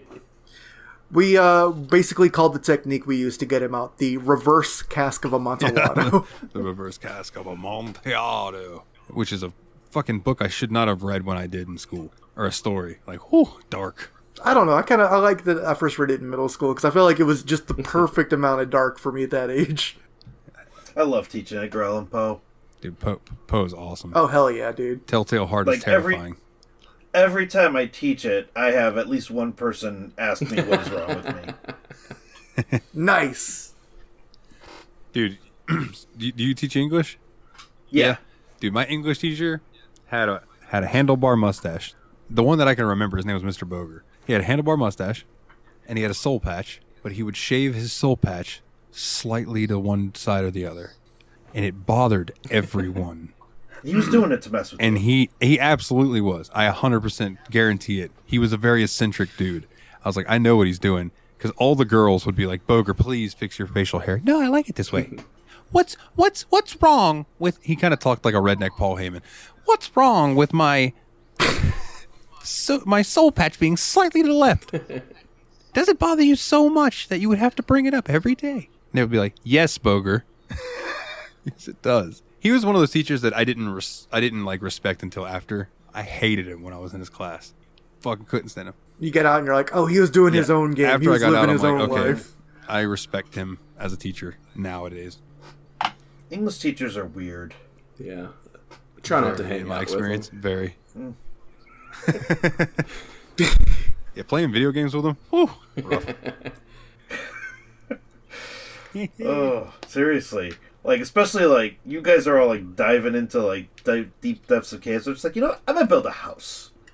Just right here, up in the surface. And I built that built house. the hell out of that house. It's a pretty nice house. You built a shit out of it. That house was a very, very, very fine house. It's very clean old In the house. middle of our street. See, I was gonna do it. That I was about to say I was gonna do the joke Nathan was doing, but no, you did a different our house. Yeah. So many do y'all have houses, any so little other time. thoughts about Terraria you want to get out there? Honestly, I thought it was cool that there were a lot of little shortcuts to do building stuff that I didn't realize when I was first starting playing. But like, I learned how to like place platforms in a staircase pattern without having to hammer them, which was kind of neat. I also wanted to say I thought the combat was more varied than I originally remembered it. Because I thought I remembered the combat being either a click thing with the fast sword or slow sword swing. But like stuff like yo-yos, umbrellas, grenades we didn't make much use of, but like different arrows and stuff. Like, I don't know, I thought there was a lot of variety compared to how I remembered it. And like especially during the boss fights, I thought like the different approaches we all had to combat as our main approach was kind of interesting. Or like when one of us would be like down there surrounded by enemies because they jumped down a little too far, and I could just come down and shoot suppressing fire with the bow and arrow to kind of give them some space. Like, I had a lot of fun with I that. also You learned know? you could blow yourself the fuck up with bombs. That's a thing. Yeah. And then Nate taught me about sticky bombs, which took me back to my Halo days. Oh, very much. So, I used to love you'd stick somebody in the face with a sticky bomb and Halo, and you knew they couldn't see shit but blinding blue light until they blow up and die. And it's like, yes, eat it. I used to be competitive. I'm not anymore, but I used to be competitive. Then you took a sticky grenade to the knee. But no, I think I'm ready for giving ratings and Sounds questions good. and such. Okay, yeah, I'm done. Wait for Dalton to stop dying. Sorry. Oh, I would have one other thing I wanted to bring up, which is just after playing with the group for a bit, I started a new file myself, and new characters are surprisingly squishy. Like, you start taking for granted all the stuff you have until you don't have it, no mo. That could be a lesson learned in life. Don't know what you got till it's gone. Oh God, I saw Cinderella Paradise in and put up a concert. party. His voice is wrecked. Is it kind of like not Motley surprised. Crue? And it's like, How get you? And it's me. How can you go? Kicked off. like that's what. It's I'm surprised Cinderella's still together. they're still together. They actually that was a great concert because they opened for Poison, but Okay, I would go for Poison. I could see that. you could tell he just couldn't keep the notes anymore. Surprised. Like when he originally recorded it, like the gone is like it's a lot longer, and when he did it in concert, he was just like gone. Don't know what you got till it's gone, and that was it. I wonder why they don't take the like Ozzy. When I saw Ozzy live, I noticed that a lot of his songs were a key lower. So like the songs they would play in standard, they were playing in D, and to make it a little easier on Ozzy's voice. And I feel like more bands should do that. Like I think like especially like I just making fun of Motley Crue. Like give Vince Neil a fucking break. He's an old man. Like play in a lower tuning. It'll be okay. Your shit might actually sound heavier. Just gonna let him. Now I'm imagining a sludge metal kickstart my heart. What if Typo Negative did kickstart my heart? Whoa, kickstart. The thing with Cinderella though, Do you that's feel Elvis it start? or Johnny Cash. Yeah, Nathan, you kind of created basically Danzig typo negative. What would happen if Johnny Cash covered for Motley Crue? I mean, it wouldn't be the most shameful cover Johnny Cash ever did. No, you're right about I feel like that. Johnny Cash would have done girls, girls, girls. Actually, Oh my god, I could see I that don't one think that would be working. bad. I could see like the American Records, like the same style as like Rusty Cage by Soundgarden when he did that cover. I could see it working in a similar vibe. Like you wouldn't go as hollow and scary as Hurt, but you get like medium, Hey, you know? Dalton, now do Smoking in the Boys' Room. Smoke it in the boys' room. Or is that what you want me to do? Low version? What did you do, Johnny Cash? Yeah. Oh yeah. Because everybody knows that smoking ain't allowed in school. I don't know. Hurt myself today. Which, by the way, I have to give today's kids props because 5 years ago, schools just smelled like the dankest weed you can possibly buy with very little money, and now it just smells like strawberries and cotton candy. because of all the vape pens. That's true. Vape has changed it all. Dude, go ahead. No, it's fine. Go I was ahead. just say quick story, and then we'll get the ratings. I'm at work the other day. This lady comes up, and this guy comes up right behind her and starts putting some stuff down. And she looks at him and looks at me and mouths to me, "He smells like pot. He smells like pot." And he goes, "Oh, I'll be right back. I forgot something." And he walks away, and she goes, "I can't believe he's just walking around in public smelling like pot like that." Now, at this point, I know goddamn well she's smelling it. Because I smoked 2 joints that day before work because it was like I was sore as fuck. So, but I always spray cologne on, but I know it still permeates off my hair and things like that. And she's like, I don't understand. I can't stand the smell of it. I don't know how anybody can stand the smell of it. And she's like, I could have never been a drug addict. Now, this woman is about 2 years younger than Father Time. Let's just keep that in mind. And I said to her, well, at least it's just pot and not like meth or something like that. And she looked me dead in the face and said, "It's all the same to me." And I looked her dead in the face and smiled, but in my head I was like, God, the world will be a better place when people like you die. And I know that's a harsh thing to say, but that is a harsh reality that's true. But I was just... So coming from somebody who doesn't typically smoke, I feel like there's a definite difference in the quality based on the smell. Yeah. Absolutely. Oh, yeah. Dude, there's some stuff that I'll... Like, when I used to get bud back in the day, and it was what you call, quote-unquote, brickweed, that Mexican brown, it doesn't have much of a smell at all to it. And when you smoke it, I mean, it's got a little bit of a scent, but it's nothing like the stuff that I get now with my medical card. When I pop open that container, and my entire room now smells like weed because I just opened this container, and none of it's even burned yet. Stank. It smelled like, some of it smells like a straight skunk. Like, I don't know if you have skunks in Connecticut. Oh, we have skunks. Okay. in Connecticut. You heard this exotic creature called a skunk. We're not that disconnected from the world. Dude, they're right there. I mean, I know... Oh, go ahead. I was going to say, I know Connecticut is pretty much like a small world in Terraria. I'm just saying, like, I don't know if they have skunks in Connecticut. Do you have fire yet in Connecticut? What's that? Do you have fire yet in Connecticut? I'm just saying they don't have squirrels in some places in just America. making sure. So I'm just like, What is... I'm just making fun of What is Dalton. this fire you speak of? It's kind of like electricity, but acoustic. I don't know if you have any skunks in Connecticut. Sounds like a song from like Panic at the Disco 15 years ago, or like Chiodos. I don't know if they have skunks in Connecticut, and then the song isn't about nothing that has to do with that. They just decided to name that. So, on the topic of music, I think the band is named Machine Head. Love Machine Head. What about them? And I think the name of the album is OK Computer. Oh my god, you've just trolled us both really successfully. Wait. Fantastic. Radiohead. Oh my god. No, I trolled myself.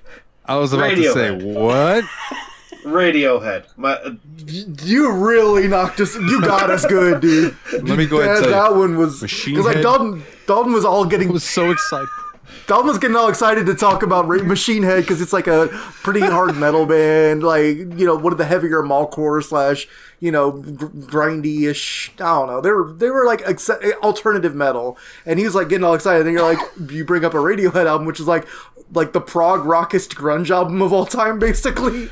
I done messed up.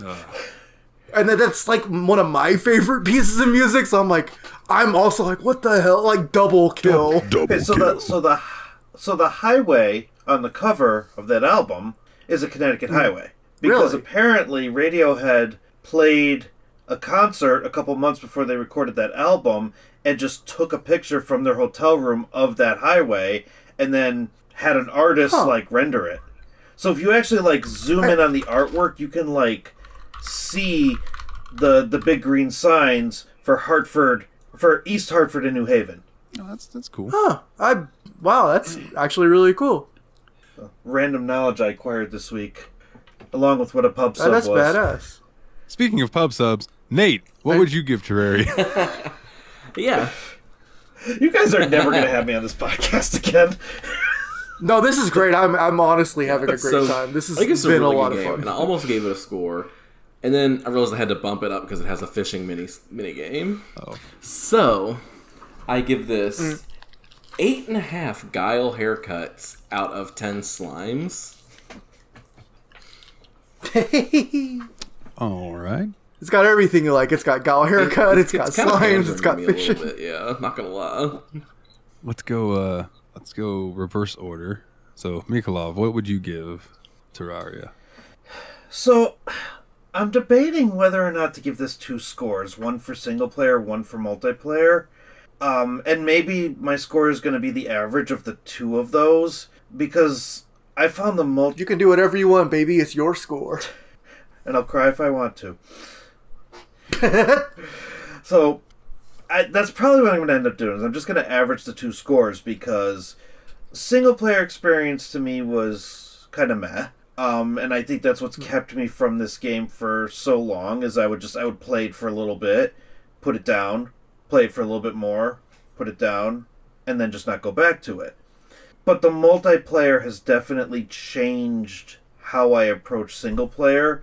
So if it wasn't for that multiplayer aspect and being able to get together with you guys a couple times and actually like learn and laugh and just do some weird stuff, fight big evil eyes together. Get to live, laugh, and love with us. I might not be rating. Get to live, laugh, and love What's that? with us. Live, laugh, love, and slay. Slay. and build. Honestly, like that's what really got me into the game, and that's when I went back to the single player. Now I'm like, okay, we did this in the multiplayer, let me try. And sure enough, like, probably even, like, right up to, like, yesterday, I started finding, like, stuff in my own single player campaign that I would not have found had we not played together, because I would probably have given up by then. It was actually Dalton that said something the other night where he was like, I dug all this out myself. It's like, this is all me. Like, all this open stuff, I did that. And so that kind of gave me the push to just, like, keep going in my world, because that means if I just push at it a little bit and dig, I'll get to where I need to be. Yeah. And I want... So... Well, I was going to say quickly, just being in multiplayer and being able to bullshit with you guys while doing that digging made it a lot easier than when I tried to do digging in single player where I had a podcast on or something. It wasn't as entertaining. But continue. And for me, actually, to bounce off of that, it was on the Steam Deck while on the couch watching something on TV with my wife. So after the kids went to bed. So again, yeah, it was more of a Did you do Borat? I was trying to set up a not Borat. Acknowledge Yes. it, I tried to, and then Nathan go through this. I knew when the words came out of my mouth that he was gonna immediately chime in. It didn't register until like 5 seconds I said later. With who, and then Nathan just knew what I meant and just started shaking his head like, don't do it, don't do it. This all could have been avoided. Yeah, it's like the South Park movie. It's really like the South Park movie. Don't do it. So let me do my rating before I ruin this podcast. So I would say I would give single player a 6, and I would give multiplayer an 8. So if I average those two together, I'm gonna go with 7 zombies out of 10 goldfish. Bold of you to assume that you could ruin the podcast when Willie is right there. And he's a regular, and he hasn't ruined it yet. Pointed at me. Yeah, that's where Dalton is on my screen too, dude. You actually pointed to me when you said Willie. It was kind of funny. He's just calling you a dick. So, Willie, what's your... He's not wrong. Well, I mean, I'll be honest. One of the experiences I wanted when I started this episode, when I picked this game for the episode of the show, was I really wanted to learn the game with other people. That's also why Mikolov reached out to me and said, hey, this is a game I'm interested in. I wanted to give it a fair shake before I never could. I'm like, that's the exact attitude I'm trying to bring. I would absolutely love to bring you on. So I was really stoked for that, and I was like, happy about that. So that's what I wanted, and the fact that we all got that experience was awesome. I don't feel the need to judge the single player separately, because I feel like the multiplayer is also part of the game, and so I'm rating the game on the whole instead of as two disparate components. So I think I'm just going to ultimately give it kind of a flat score that expresses I had a great time. I didn't really scratch much more than the surface, but I expect to play it and have more fun with it. And I'm going to give it the sort of, general approval score of 8 mana crystals out of 10 heart pieces. This might be the first time that we've all given a different score. Nice. So I enjoyed my time with it, but much like I kind of, I touched on, I much more enjoyed playing with you guys than I did solo. And I kind of did an average in my head, like Mikolov did. And I think that I would give this, as a whole, 7.5 golden fish out of 10 golden fish. Now, something I just realized, and I think we can do this post questions, or we can do it right now. But not only is the next game the fan-picked game, but gentlemen, that means that we have to end the last poll. That means I get to make a new poll. Oh. But gentlemen, there is a fucking tie. Is it really? There is a tie. What? 4-4. There is a tie between Code Vein and Middle-earth Shadow of Mordor. Did I vote? I don't know if you did. What's interesting, though, Checking right now. is Middle-earth Shadow of Mordor tells like a different story take thing on the Lord of the Rings stuff, but it really has nothing to do with the movies. Code Vein... Yeah, Team Retro, you actually did vote for Shadow of Mordor. I did right? vote. Darn. I was really hoping I could break the tie live. Well, Code Vein is anime Dark Souls. So, we could either flip a coin, or we can just toss in our votes. If we're going to go votes, my vote is for Code Vein. I haven't voted on the poll yet either. So, I will click Code Vein. I was going to waste my vote. I was actually going to vote for Wrestling Empire. Oh, believe me. I was just saying, I'm going to pick Wrestling Empire at some point because I don't think it'll ever win a poll. But it is going to be a game that we play at some point. Did you just vote so for ridiculous. Code Vein, Dalton? Okay. Yes, I did. All right, so we're at a tie again. Willie, congratulations. You get to pick the game, it looks like. Shadow of Mordor or Code Vein? He's cracking his knuckles. I don't know if this helps any, but Code Vein has combat like Dark Souls. Middle-earth Shadow of Mordor is Batman with swords. That's a pretty tough choice.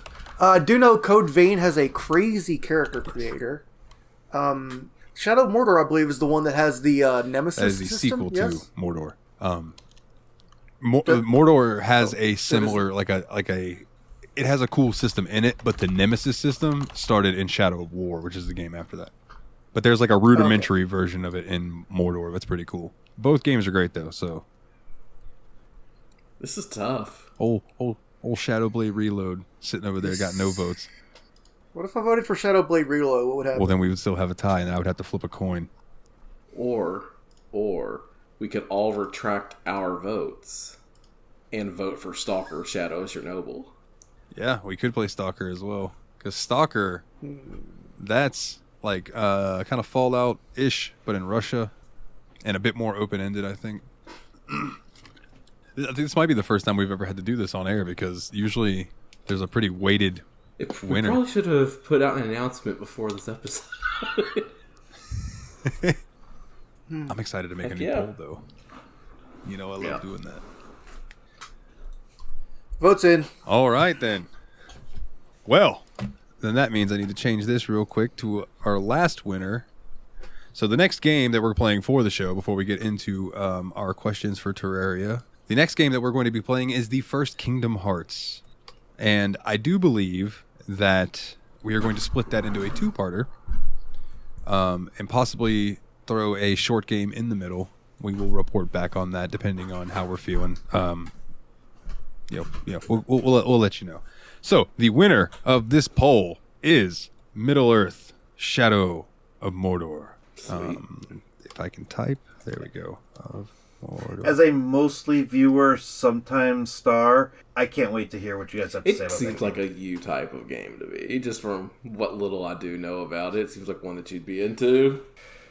Sure. Yeah, no, it does. It definitely. It's not one that I'm in a hurry to play, but it is one that I'm excited to hear your thoughts on. Well, just give it a couple months. sure. Besides, I don't want to No, overstay we won't my be on the welcome show for either. another couple months. I don't feel too crazy about it. So yeah, Shadow of Mordor sounds like it's going to be a pretty fun one to get into. So I'm looking forward to seeing what that brings us.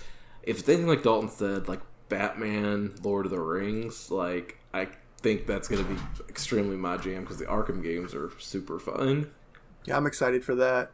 And you guys played an we've Arkham played game. Arkham City for the Yes. show. It had the unfortunate task of being played right before Spider-Man Remastered, which is just such a good game too. It's a good thing you played I think Batman so, first, yeah. though. Because I think if you had played Batman second, you would have been a much different conversation. Yeah, Batman was just slower and more methodical pace, and Spider-Man was so speedy and upbeat and fun, and like it was a great contrast. But I think doing it the other way around might I think have it would have been harder, maybe it was harsher on Batman difficult. for sure. Yeah, But yeah, so yeah. Ooh, I thought I was gonna have to use a bottle. Oh, sorry. yeah, so why don't we go ahead and jump straight into them questions? All right, so our first question comes in from some jackass from Connecticut. Okay, You mean that state that's not a state? you mean North Dakota? It's a small world. So this is from Team Retro. What is your favorite mount in a video game? Doesn't have to be in an MMO. Could be Roach, Epona, Chocobo, etc. Oh, I asked this question in You did. TSMP chat too. Oh, You sure did. cool beans. So tell me if this counts, because this is definitely one of my... I have two that are very similar. You gotta tell me if they count. I don't Why think am I you're- so you're worried? not Because on I the same also page have as two me, that don't are very worry. similar. So my two are Okay. Rambi from Donkey Kong Country and whatever that little bitty polar bear cub's name is from the Crash Bandicoot series. Those would be my two favorite mounts. Tell me if those don't count, but I feel like they should. I mean, you Yeah. ride them. Those wicked so- count, dude. I think it's all fair game. Like if you wanted to pick the Rhino and from the first level of Donkey Kong Country, Yeah, two that's Rambis, technically a too. mount. Oh, that's Rambi the that's. Rhino. He has a name. I didn't know his name either. If that makes Yeah, you Rambi the Rhino. Oh, nice. A lot of them have names. I think the swordfish is called Espresso. Yeah, the bird is called Espresso. No, wait, the bird is called swordfish Espresso. is called On Guard. Yep, that's correct. On guard. Touche. Wow, and I thought I was a nerd for knowing the names of the mounts in Kirby's Dream Land too. So what about you guys? What are your favorite mounts? So I'll go ahead and knock mine out because I'm also trying to make a poll at the same time. So like my favorite two mounts are from the same game, and you get them from the same expansion and all of that. Like so, Final Fantasy 14.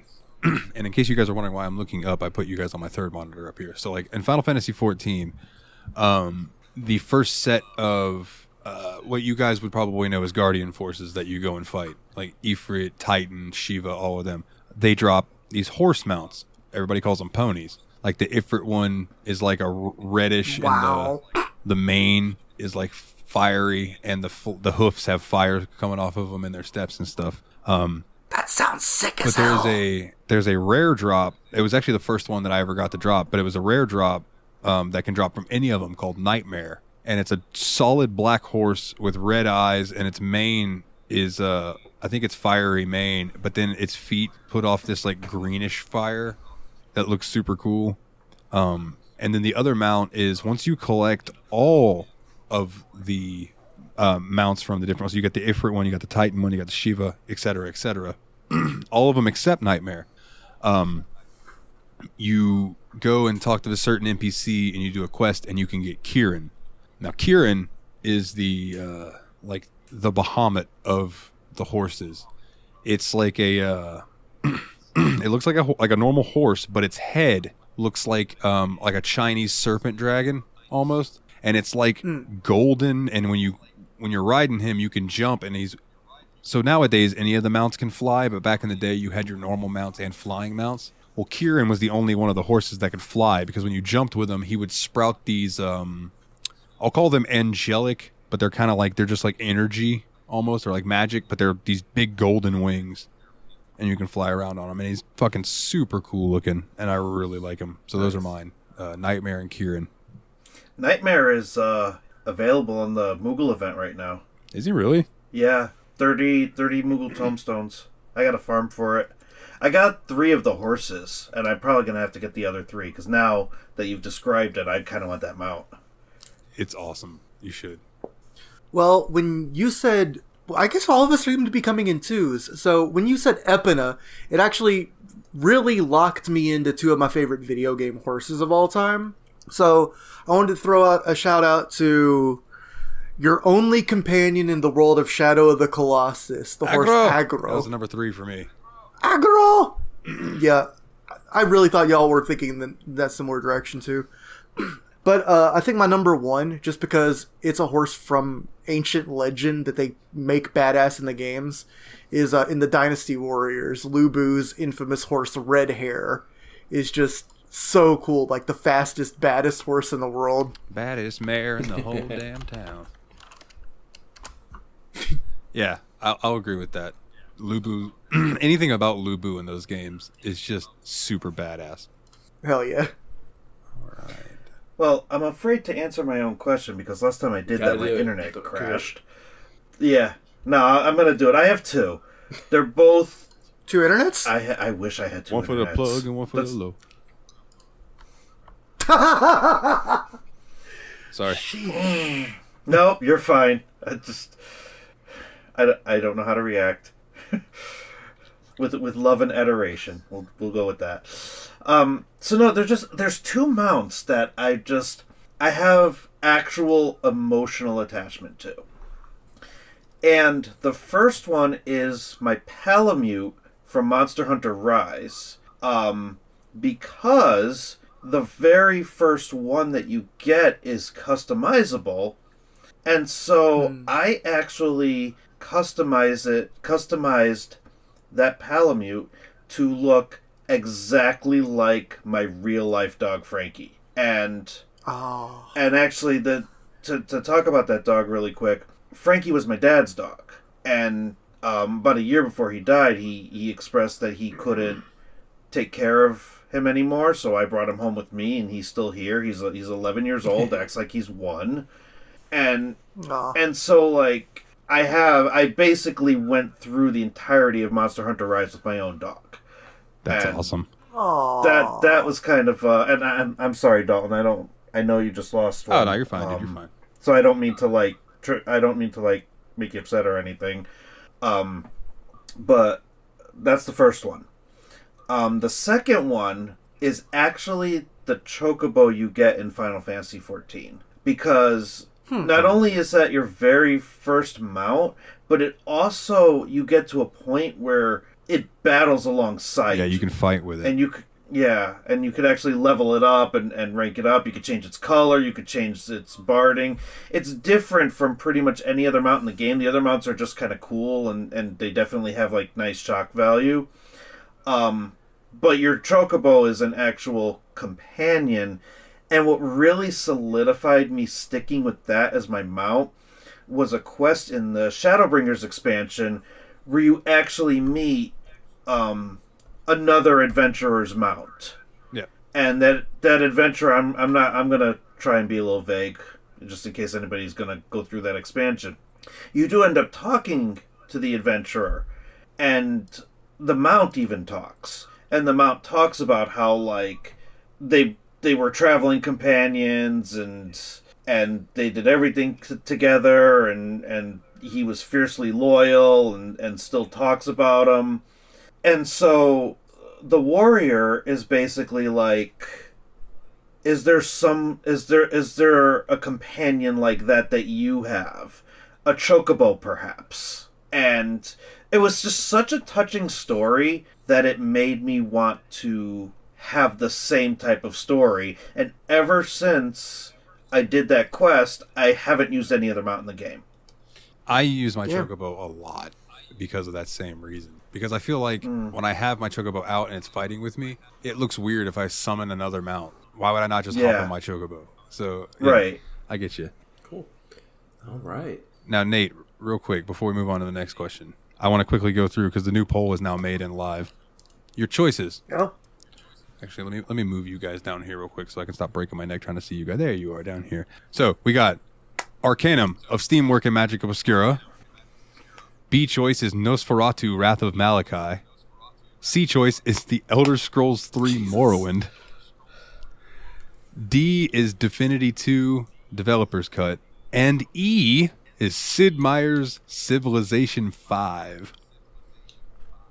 Yeah, you did. Voted. Oh, boy. Of course. I will be shocked if something beats Morrowind, but like Civ 5's real fun, and don't sleep on Divinity 2 or Arcanum. I don't know anything about Vote for Nosferatu. Nosferatu.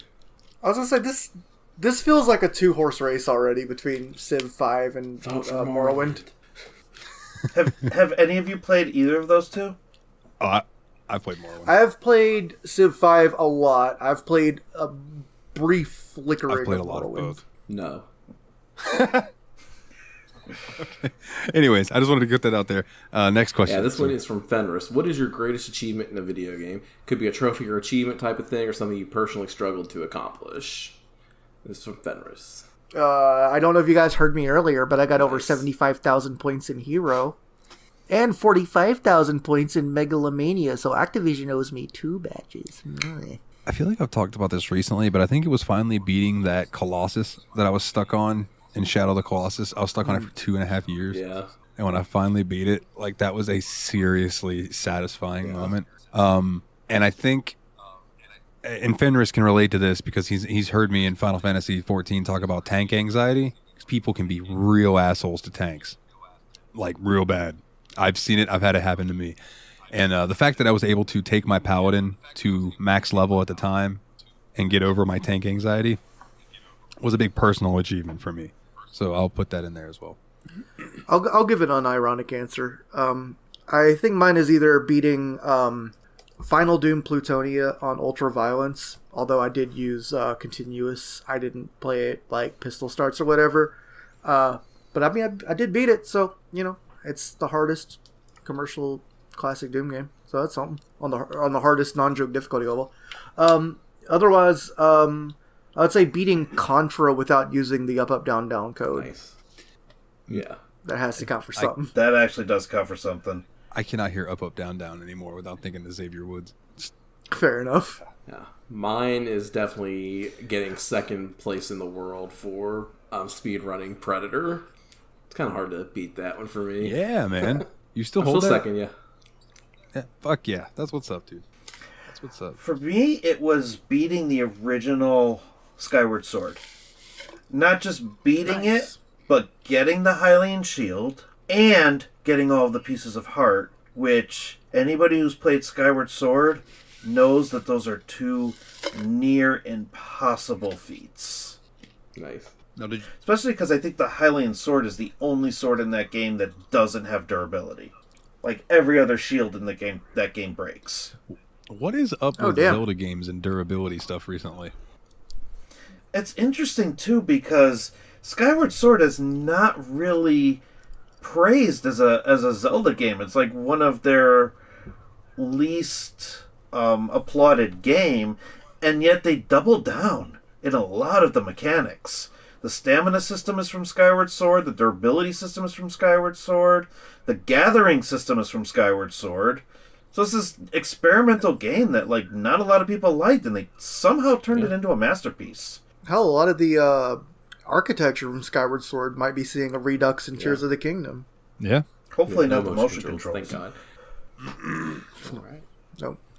And I actually bought a copy of Skyward Sword HD because I'm like, I can actually play this game without having to swing my arm around like a crazy person. It's not good. It's actually harder. Can you still do the motion controls with like the Wiimotes? You could do them with the Wii remote, but like trying to play in handheld mode with just the Joy-Cons, everything is just relegated to the right stick, and you can't move the camera. I don't think you can move the camera in the original anyways, but yeah, it's frustrating.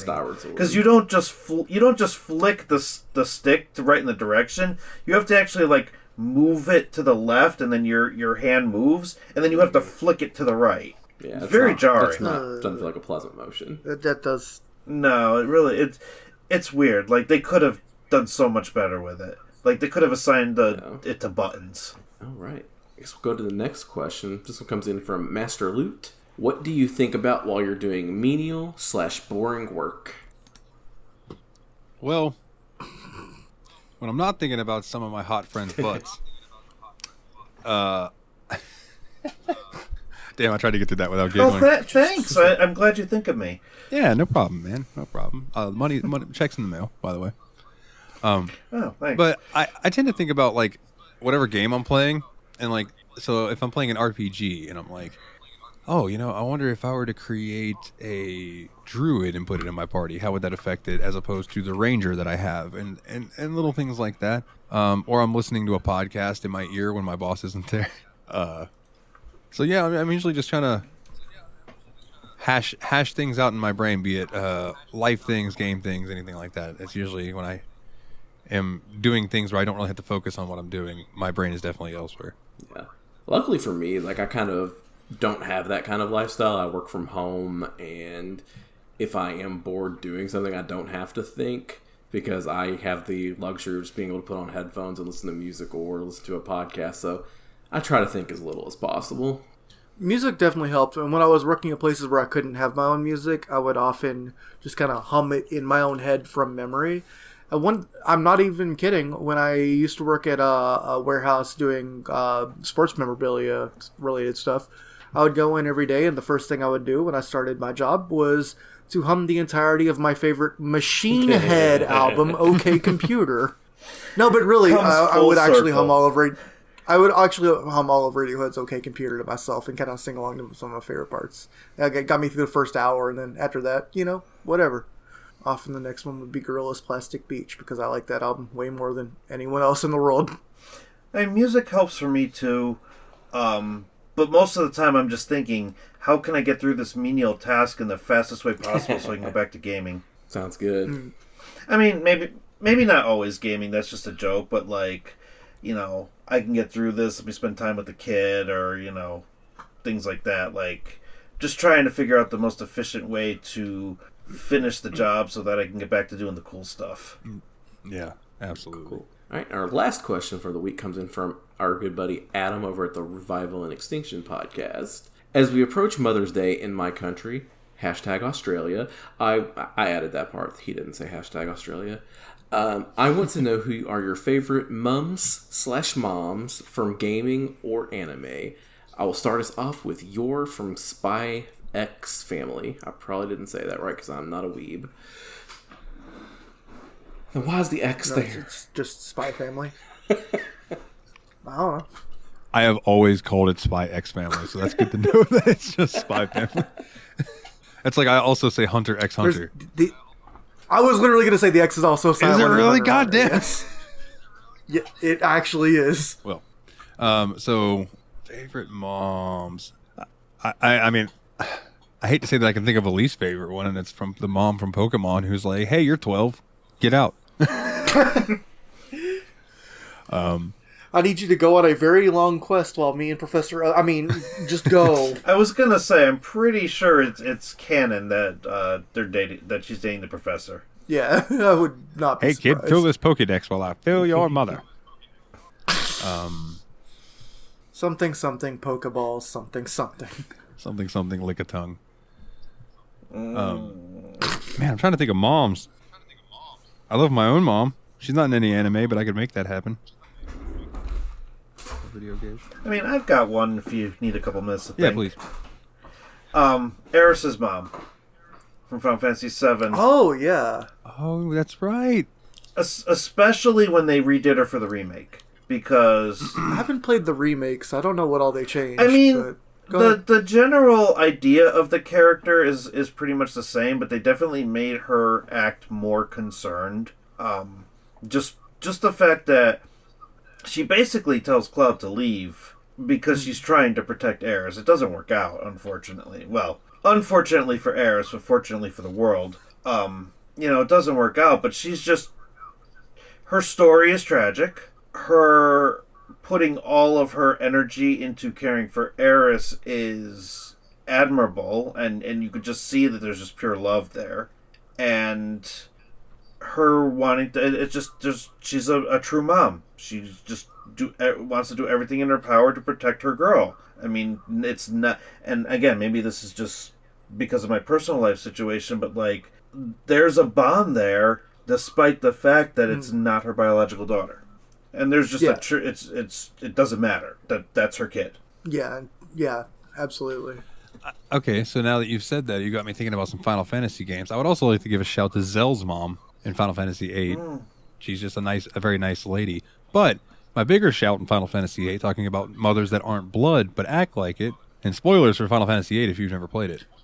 Oh yeah, this is a big whole spoiler. I think I know where you're going with this. Being the matron of the thank you, goddamn, the orphanage where all of the party members, you just find out they all grew up together. Which again, I want to say Final Fantasy VIII needs a remake like 7's getting, because there's so much they could flesh out and make more sense of instead of cramming it all into the last disc.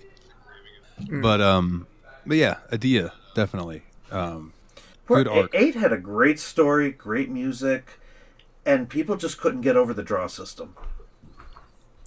I mean, it did have some mechanical issues, and it also had the issue that it felt like there were like 4 or 5 different plots, and it didn't know which one it wanted to be the main one, and I think it picked wrong in the end.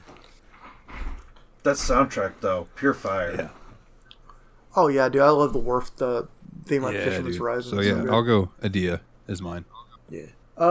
It said anime as a choice too, and I have got to say I love Chi-Chi constantly not only browbeating Goku or Gohan and Goku, like trying to keep both of them in line. I mean, she can't do it because Goku is super duper powered and just flies off to go fight things at a moment's notice, but she does her best to try to make sure Goku does some parenting duty. And you just gotta love her for trying, and she still is a fearsome figure. I wouldn't mess with her. Did Bulma ever have kids with Vegeta? Yeah, Trunks is okay. Trunks is their kid. One of my, I'll give a shout to Bulma, and because I love. There's an oh, go ahead. I almost went with Bulma, then I realized, wait, Chi-Chi does more because she actually tries to rein in Goku, whereas Bulma knows she's not going to get Vegeta to do anything. I don't think it was from Dragon Ball Z. I think it was one of the newer series, but there was an episode where Beerus, like the Egyptian cat god guy, I don't remember what exactly happens. Bulma says something to him, and he like smacks Bulma or like pushes her down or something, and everyone's afraid that Beerus is going to destroy the planet. And in that moment, Vegeta loses his ever-loving goddamn mind and goes Super Saiyan whatever the hell and beats Beerus's ass, and it is awesome. It is absolutely awesome. And it's like, you don't hurt a good mama, you get fucked up. Well, while we're on the subject of Toriyama mothers, yeah, I'm a really big fan. I think I know where you're going with this from Dragon Quest XI, who is Hiro's adopted mother. Yeah, that's right. That was not where I thought you were going. Fantastic. Nice. She's just a sweetheart. Everybody in town loves her, and she takes care of the town while everybody else is having a conniption at the basically end of the world when Morrigan takes over. Just like, she's just such a good character, good person, and I really like her a lot. Keeping that little township anchored and keeping them sane through all these crazy transitions they've gone through. Well, can we argue that Terra's a mother at the end of Final Fantasy VI?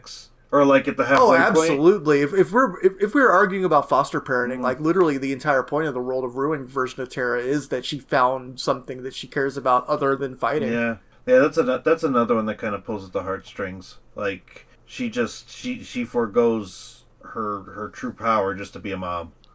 Yeah, absolutely. Which Toriyama mother did you think I was talking about, Willie?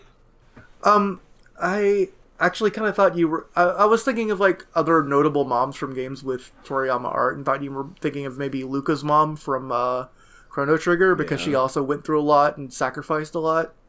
I didn't, I guess. Unless you time travel really good. You know that you can save... Oop. Oh. Whoop. I gotta finish my Chrono Trigger playthrough. I'm trying to actually like go through with as many cats as possible, which I've never done. So that's all of it. Yeah, that was the last question, right? All right, well, then that just leaves some house cleaning. Oh, so then, wow. if you would be so kind, in fact, if you would you kindly go over to iTunes or Spotify and leave us a 5-star review if you deem us worthy. If not, leave us a 5-star interview. Jesus Christ, leave us a 5-star review anyway, and talk shit to us. Whatever you want, just give us those 5 stars. Really helps us out in the algorithm. If you would like to come join the Discord, that's where all the good happening happens. Discord. God damn it. bit.ly/TSMP Discord, all capital letters. I'm going to get through this, I promise. If you want to check out the website, which is up to date because of one Mr. Puzzles, Dane himself. Thank you very much, Dane. It is bit.ly/The Steam Machine Discord. Oh my God. Holy shit, what is wrong with me? I guess it's 1 o'clock in the morning. It's 1:20 in the morning. It's okay. bit.ly/The Steam Machine Podcast, capitalized phonetically. If you would like to join the Patreon, which I would really, really appreciate because it does help me pay for my insurance, and I need that. Patreon.com/The Steam Machine Podcast. And if you donate $10 or more a month, you can get your name read out on each and every episode like these wonderful people: Nate Sir Cogsworth, the 7th of Juniper, Jeff the Original Expendable, Mr. Syllables, Old Jeffy Lube himself, Eraser Adam, shout out to his podcast, Revival and Extinction, James the Steam Machine, Hall Monitor Hall, Team Retro, check him out over on YouTube, and Mr. Puzzles, Dane himself. Thank you all very, very much. I do appreciate it. And shout out to YabsPod, yet another BS podcast. You can check me out on that bi-weekly now. The off weeks of Steam Machine, you can hear me over on YabsPod. You can check out the JRPG report. That pretty much is going to start coming out whenever there's news. If you want to check out a shirt or the coming soon YabsPod gay hat, tsmpproductions.threadless.com. And if you like the show music, nowthenightmare.bandcamp.com. And again, please leave us a 5-star review wherever you get your podcasts. Gentlemen, is there anything that you guys would like to plug before you go? Team Retro, plug your stuff, my good sir. Well, Team Retro on YouTube, but I also want to thank you personally, Dalton, for letting me use your music in my videos. Oh, yeah, no worries at all, man. No worries at all. But other than that, thanks for having me on for the second week in a row, and hopefully I'll see you again in the future. Yeah, man, you'll be back for sure. You'll be back for sure, even though you ruined this episode. Thanks for coming back. Well, I world of ruined this episode. Don't worry, your pretty little That's machine Terra. head about it. And on that note, take it easy.